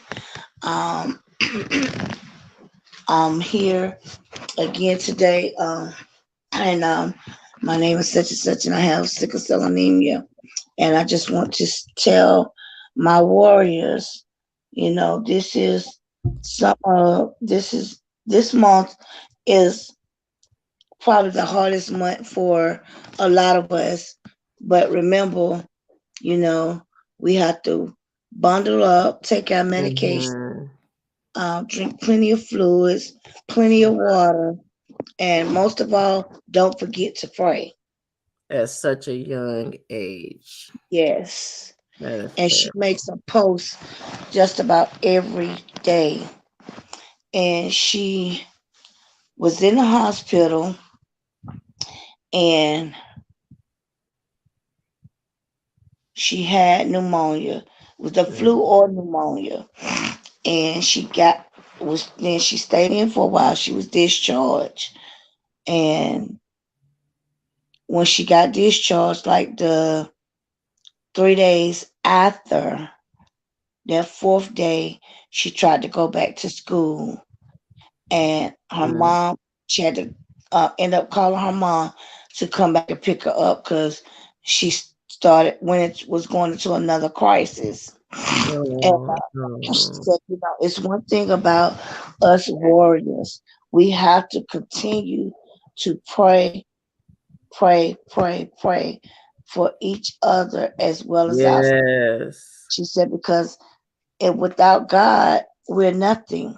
We're nothing. That's the thing. You just got to keep your faith. Like, if you Yeah. keep your And faith, you're good. I was feeling so bad the other day, and I listened to her, and she just lifted my spirits so much. Yes. And Like, I we was got like, to teach listen our to this children baby.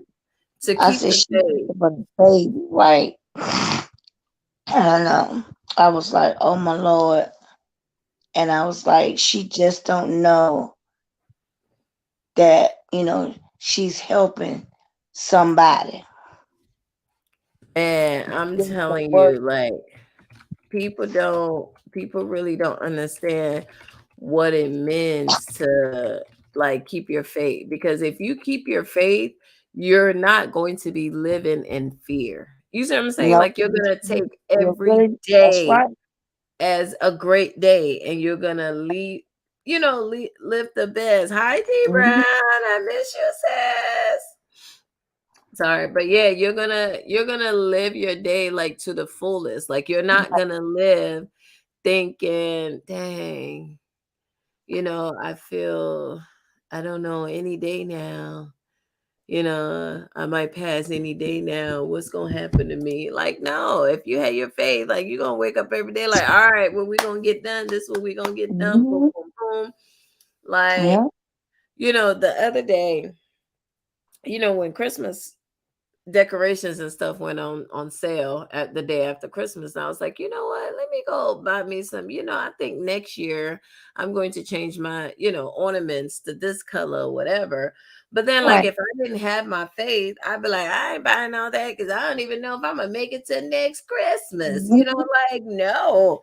I'm planning to make it to next Christmas and That's after. right. So I'm gonna live my life as Hmm. I am gonna be here. Right. You have to. You have, Yeah. and God has to be in in the equation some kind of way. Yeah, thank you. That's what people don't understand. Um, Tiana said, God said we only need a mustard seed of faith just as small as a mustard seed. And That's that is right. so true. Like people don't understand how much that can not just affect your life positively, but your Hmm. thinking, your way of Right. like, a lot of times when I go through a situation, and I'm so grateful to God that I'm able to do this because I know some people cannot. Some people struggle with, depression or whatever the case is. But like, I Hmm. feel like with me, every time, that something is going on and I feel a certain way, you know what I do? Oh, well, this person could be doing this and this person ain't got this. I'm grateful for what I got. Like I tell That's people all right. the time, don't complain about your health situation. Just go walk through the cancer ward and see people that actually live there, that have been there for Right. a year, have not been able to Hmm. leave the hospital. Right. Don't complain about your child's autism because there are people that their kids have I don't know if it's cerebral palsy, but their kids can't get out of a wheelchair or a Right. bed. Hmm. So I'm just like, no matter what your situation is, like you have to be grateful. I'm not like the biggest church goer, like Like I'm not, I'm not honey, I when don't I know say I'm a what born the again Christian, problem but is. one The thing one I am thing I am is is grateful. faithful. Yeah. Yes, Yes, I I'm am not faithful. I faithful. I can't. can't. Hold on, Tiana. Hold I on, think Tiana. I it's think echoing. it's Oh, sorry, Emma. I don't know Yeah, I if think it's, I don't know I if it's don't you. know. it might be because I just came back. Yes, Yeah. welcome back. Look, we're Let's talking talk about about your, I your, don't want I to say want to your say your topic, but this is something that something you're that well you're experienced and versed in. Like I've heard your story. So I know how you feel about being, grateful and having faith and right. excuse me, and having faith and just appreciating life no matter what it is. Mm-hmm. Yeah, you definitely have to because, listen, for one, you realize life is just short. That's Mhm. And right. so while you're here, you have to do everything you can Mm-hmm. to reach whatever goals you want to reach, Right. to become the person you're supposed to become. And you Mm-hmm. can't let no one or nothing stop you from doing that. That's Yeah. right. And God's promises is God's promises to you. Mhm. He's not gonna lie. He's not gonna lie. So we have to have faith in knowing that his promises and his word is true. It's true. Thank So you. hold on to that and keep Mm-hmm. pushing. Every day is not gonna be great, That's right. Yeah. but you have another chance, another day, another minute, another second to do better. And another opportunity, Right. like people don't understand every day that you wake up on this side, you have to Right. be, you're given another opportunity. So whatever it Oh, was hey in T the Brown. past I'm sorry. I week, can't see the comments. I couldn't see the comments. I didn't want. Oh, you I said was saying what did Haiti you T, say? but I didn't see her. I know. I can't believe I've missed her. She said, "Wonderful sis. I can't complain. I've been learning and depending on my God." Amen, sis. Yep. That is the best thing. I'm telling y'all, like when I tell you that things have been things in 2022, but Mm-hmm. even still with that, I've been grateful. No matter what situation I find myself, I'm grateful. And when I find myself still grateful to God, God brings me out of that situation and brings me out of it like in a way that I never expected. You know what I mean? So it's Mhm. like I tell people all the time, like no matter your situation, always be grateful. That's right. Things could be Have worse. to. Like things could be a lot worse. I tell people all the time, I said, let me tell you, when I start to feel down and out and, dealing with the stigmas associated with sickle cell, when it starts to affect me, I start thinking about, the cancer ward. And it was crazy because one year they didn't have any rooms yet. And I ended up going up to the cancer ward for a room because I was hospitalized. Mm-hmm. And every single time I go through something, I think about that because while I was there on that ward, I met so many people that live in there in a hospital, not in a nursing home, but in a hospital because their health is just that bad. Right. They got like, if you look at their room, it's like they moved in because they've been there for like a year or 2 years or whatever the case is. Or you see people that can't get up at all, and you're like, God, I thank you because Mm-hmm. Mhm. this is not my life. So every Yeah. time I get in my funk, I think back to that, and I'm like, oh, thank you, Lord. Right. Still thank him, whatever your situation or your circumstance, still thank him because guess what? He's appreciative Yeah. of that faith and that gratefulness, and he does this back. Yeah, He definitely gotta stay, you know, honoring him and giving him all the glory. Cause without him, I I know. honestly don't know I where I need would be. to. That's right. Yeah, I it's don't know like, where I would be. And all it takes was for me personally, is to think about how I was on life support near death, but was able to, I was able to survive something that a lot of people, mm, and I was going through that before it became a sense of normalcy yeah, within the pandemic. For Right. a lot of people didn't get off, they didn't Right. make it. And for me to Mm-hmm. go through that 5 times, oh, I'm going to give God all the glory That's right. every time. yeah. And I want you to come and tell your story one day because I feel like it needs to be told. Like, people need to know that no matter what you find yourself in, God is the ultimate. This, you know what I mean? Like, He's the ultimate Yeah, decision maker. That's right. yeah. That's why I titled the book the way it's titled, because it's just it's true to my testimony. Mm-hmm. And so it is, and even in writing, I was still going through a lot, Mm, but I had to still, even in that, give him glory and say, God, I thank you. I yeah, even Mm-hmm. thank you for letting me go through the trial. I yeah, thank you for letting me go through the tribulation, because I'm still Mm-hmm. here to go through it. And you see that, I'm strong enough to survive it. Right. but it also made you stronger. Like you came Yeah, out 10 times stronger, like motivated, ready to work. Like you were, you know what I mean? Like you getting in your bag, like you're devoted, you're doing your thing because you were near death. Like yeah, yeah, let's be honest. Like you were near yeah, death where no one knew what was gonna happen.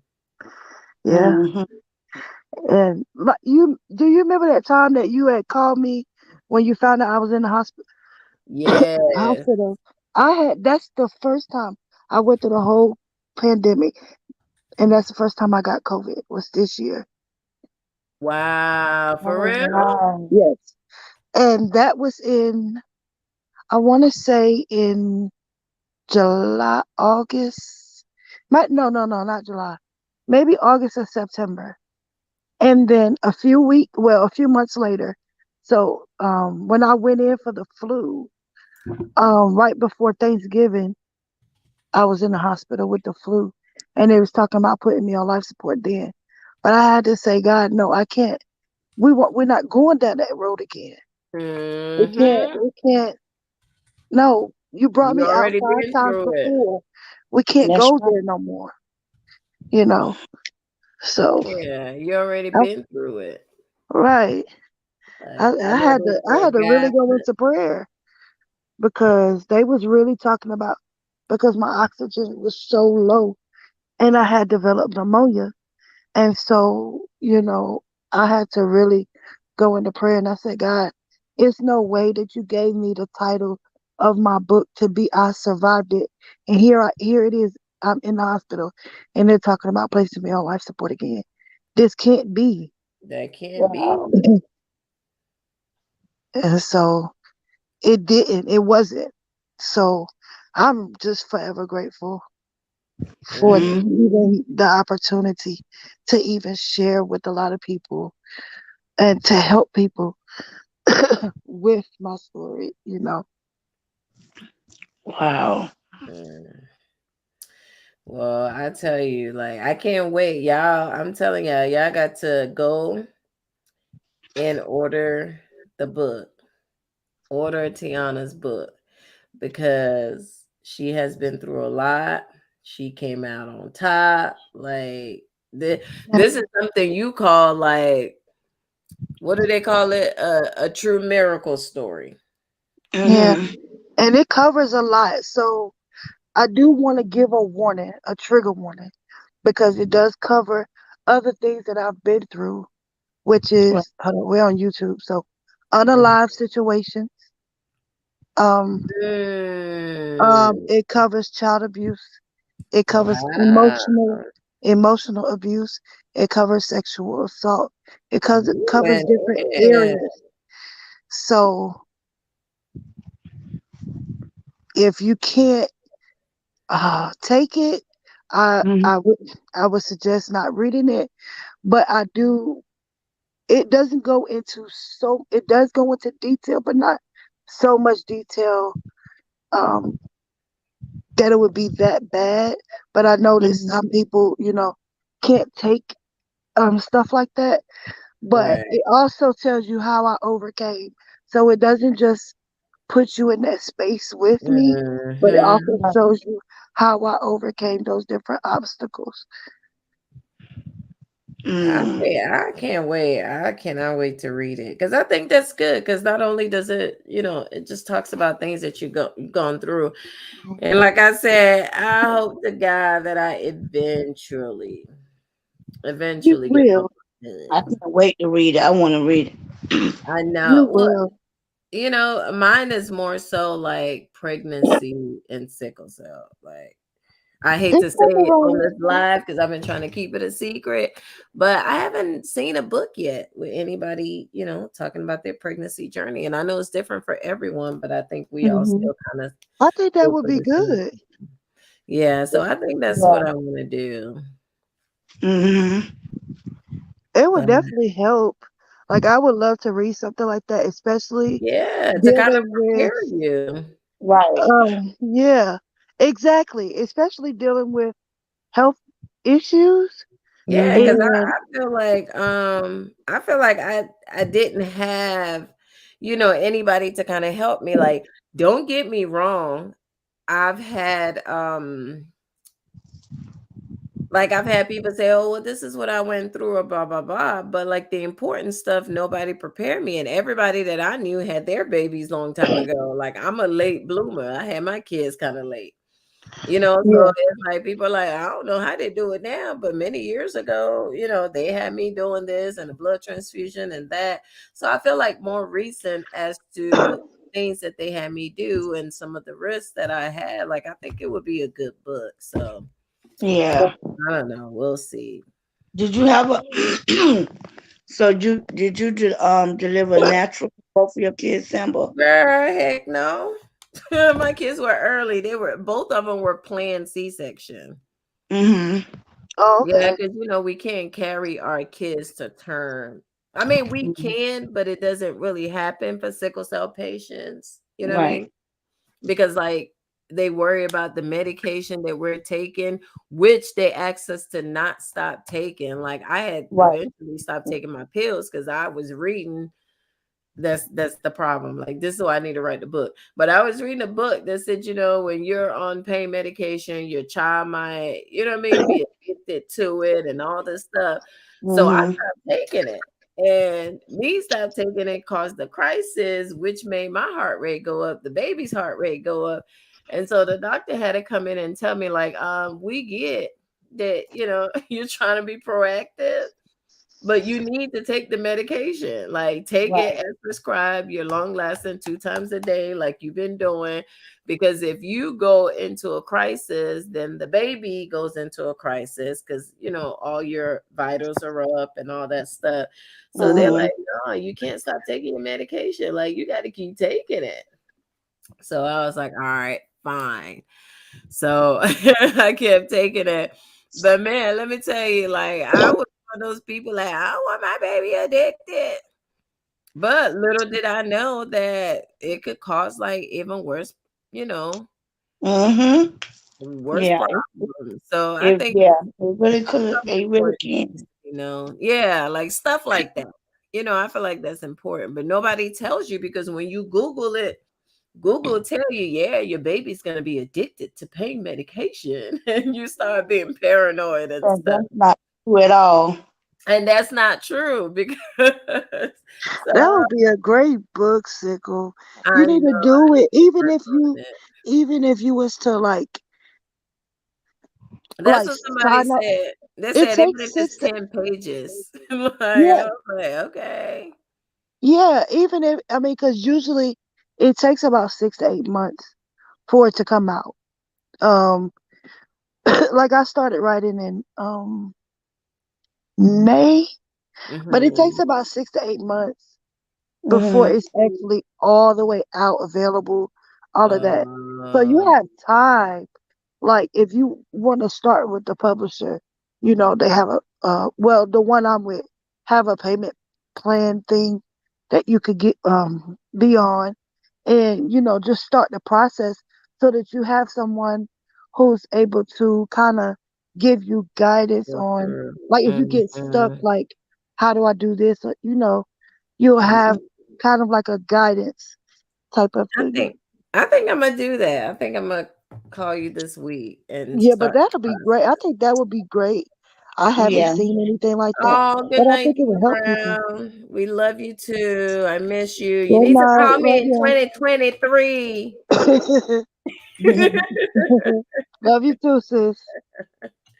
We love Yeah. you for life. Call me in 23, girl. Yeah. Because I Yeah, went. but I think it's time, but Both that's of why my I say like purposes were different.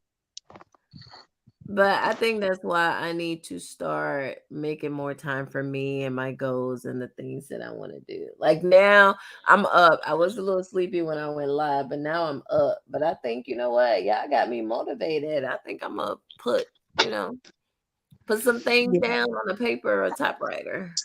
Yeah. Yeah, My and both it of my doesn't have to be done in one day. right. You take your time. You write when it comes to you. When it Mm-hmm. comes to you, don't worry about like, oh, this is this spell, this sentence Hmm. just flow. You could always go back through it when you're done, but just flow with it. Just flow it. Just get the Just story flow. out and then I'll figure it Yes. And then you could go back and then do your edits, your chapters, stuff like that. But just write it and just flow in your writing. Yeah. Y'all done got me motivated. This is Yeah, this is why I say we Yeah, need to have. my first pregnancy was really hard for me. Was the second one better? I feel like both of mine was crap. Lauren, you're not in bed yet. Come here. Yeah, I swear, I left my husband to put the children to sleep, and one of them still up with the iPad, and it's 1 in the morning. Come here. Listen, my husband bought an iPad for me for Christmas, and I love it. I absolutely love it. I know, I get right? so much done, I like know. I easier. love. You know what? I got mine as a push present, but I don't be on it. I want to go to sleep. You do not want to go to sleep. Y'all look at her. Come here. Look at her. Tell me she want to go to sleep. Look how Oh, like I haven't her seen her in eyes. so long. She don't even look sleepy. You say hi. Hello. You need to put the Hey, iPad away and go night. I haven't seen her in so I know. long. Look, she done got tall on me. She done got big. Ooh, we need kitchen now. Oh, She done got tall. She done got big, and she talks a lot. What are you showing? What are you so what? I want to go to sleep. You're telling the story. Y'all see how she be doing the little thing like she just innocent? Lauren, you needed to be asleep. So you need to go turn that iPad off and go to bed. She telling me she need to go to sleep because she trying to go keep watching that iPad. That's all she want to do is leave the room. Go watch that's that. how these kids are now. Yes, Yeah. Lauren, go turn it off and go to bed. It's 1 in the morning. School starts on Monday I or was coming Tuesday. through Durham, coming from Virginia, and I said, I wonder how Sickle doing. Girl, you need to call me next time and stop by. Don't none of my YouTube family call me no more. I know I be so busy, but I need to make time. Um, You know it's what? like That's why ever I don't since be tripping though, because like I understand life. Like people get busy and there's so much going on. And I get it. Like I don't be tripping over that. My friends know, like I don't, they be like, oh, don't be mad. I ain't called in a long time. I'm like, no, I get it. Like I yeah. life happens. Everybody's just, it's a recession. We all just trying to pay our bills. That part, and the I'm bills telling. is draining. Thank you. So I don't know. Look, Michelle live. Oh, is she? Yeah, I I think I think. did get a notification. Yeah, she I doing think I it. did. I guess I'll Oh, go it's and watch. after that. Vicky might have fell asleep. Vicky, you fell asleep on us. No, I'm here. Oh, Vicky, you feel like doing another live tomorrow? Well, today is already New Year's Eve. Happy New Year's Eve, everybody. Happy New Year's Eve. Yeah. Later on. Yeah, like later on during the day, because I'm asleep in. Because I Okay, ain't that's Tiana, you gonna join? See if your friend want to come on too. Just I would definitely let her know. She we'll talk just about going through whatever it, and y'all want to talk about. yeah, she's just going through it. She's scared. Which I mean, I You don't have understand. to be on camera. Yeah, no, she don't. She's not Oh, scared she about just that. don't She's want to just scared talk. about yeah, cause she has seizures and stuff now, and so Oh, yeah, like, and she has 5 daughters, and oh so she man. just dang, that's hard. And yeah. that's what I also want to do. Like build a community of people, like people you can talk to when you're going through things. Because it's hard Hmm. enough being a person and then being a parent and then going through a illness. Like it's a lot. I want to build that It community. really Like I want is. that. Yeah, and a So lot of people don't understand nope. that don't go through it. They don't understand Mhm. what it's like having a illness that can really take you out. That's so Exactly. true. That's so Exactly. true. Yeah. Exactly. So hopefully we'll build a little bit more of a community. What's up? Yes. You can have it. Look at how red your eyes are. You're so tired. I love you. Night night. A hug too. Okay, night night. That's the unfortunate thing You go pee in the potty. is that people don't understand unless they go through it. And you don't Yep. want people to have to go through That's it so to right. understand it. But Yep. it's like they don't understand it if they've never been in the situation. And Mhm. so it makes it hard because it's like they say, well, I understand. And it's like, no, because if you understood it, then you wouldn't do this, that, or the third, or Yeah, you wouldn't say exactly. this, that, Or you want to hmm treat this way, or you want to talk this way, or you want whatever the case is. Yeah, I get yeah, it. I mean, I know sometimes it's hard to understand, but I feel like if we have more conversations, definitely if we have those hard conversations, I feel like people yeah, would then start to understand and get it. Right. So yeah. They just yeah, have to be had. Mm-hmm. You know. yeah. So I'm Yeah.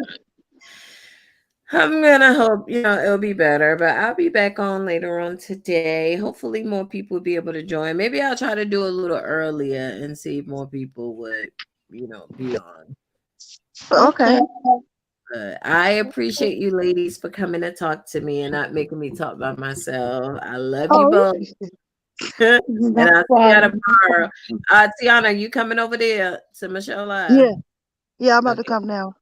All right, I'm going over there too. I'm gonna go talk my trash. Look, Vicky, that's another thing that I do as my pastime. Well, that's how I met some of my sisters on here. But I follow this blogger called Michelle Etienne Brown, and she talks about gossip and stuff. And I just love to just listen to her and pass through time and be in her chat and stuff like that. So if you want to come Mm-hmm. over there too, she on YouTube. It'd be funny. It'd be Okay. hilarious. Well, if she do it Yeah, she talk about. after dark, it's in Patreon. I don't think so, because this gave me a YouTube notification. Oh, okay, okay. Michelle ATL Brown. Yeah, I think she just doing it on public. Oh, okay. It's public. Okay. Yeah, I think this public. I don't think this Patreon. Oh, okay. Well, it must be a good one then. If she doing Yeah, it this late in she public, doing public, right? She probably yeah, gonna have us cracking laughing. So I'm about to go yeah, I'm about watch. to go over there. Okay, I'll see you over there. Thank you, Vicky. I'll see you later on. Okay. Well, I'll text you and stuff. Thank you for coming to talk No with me.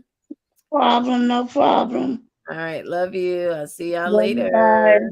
Bye. Love you too. Bye.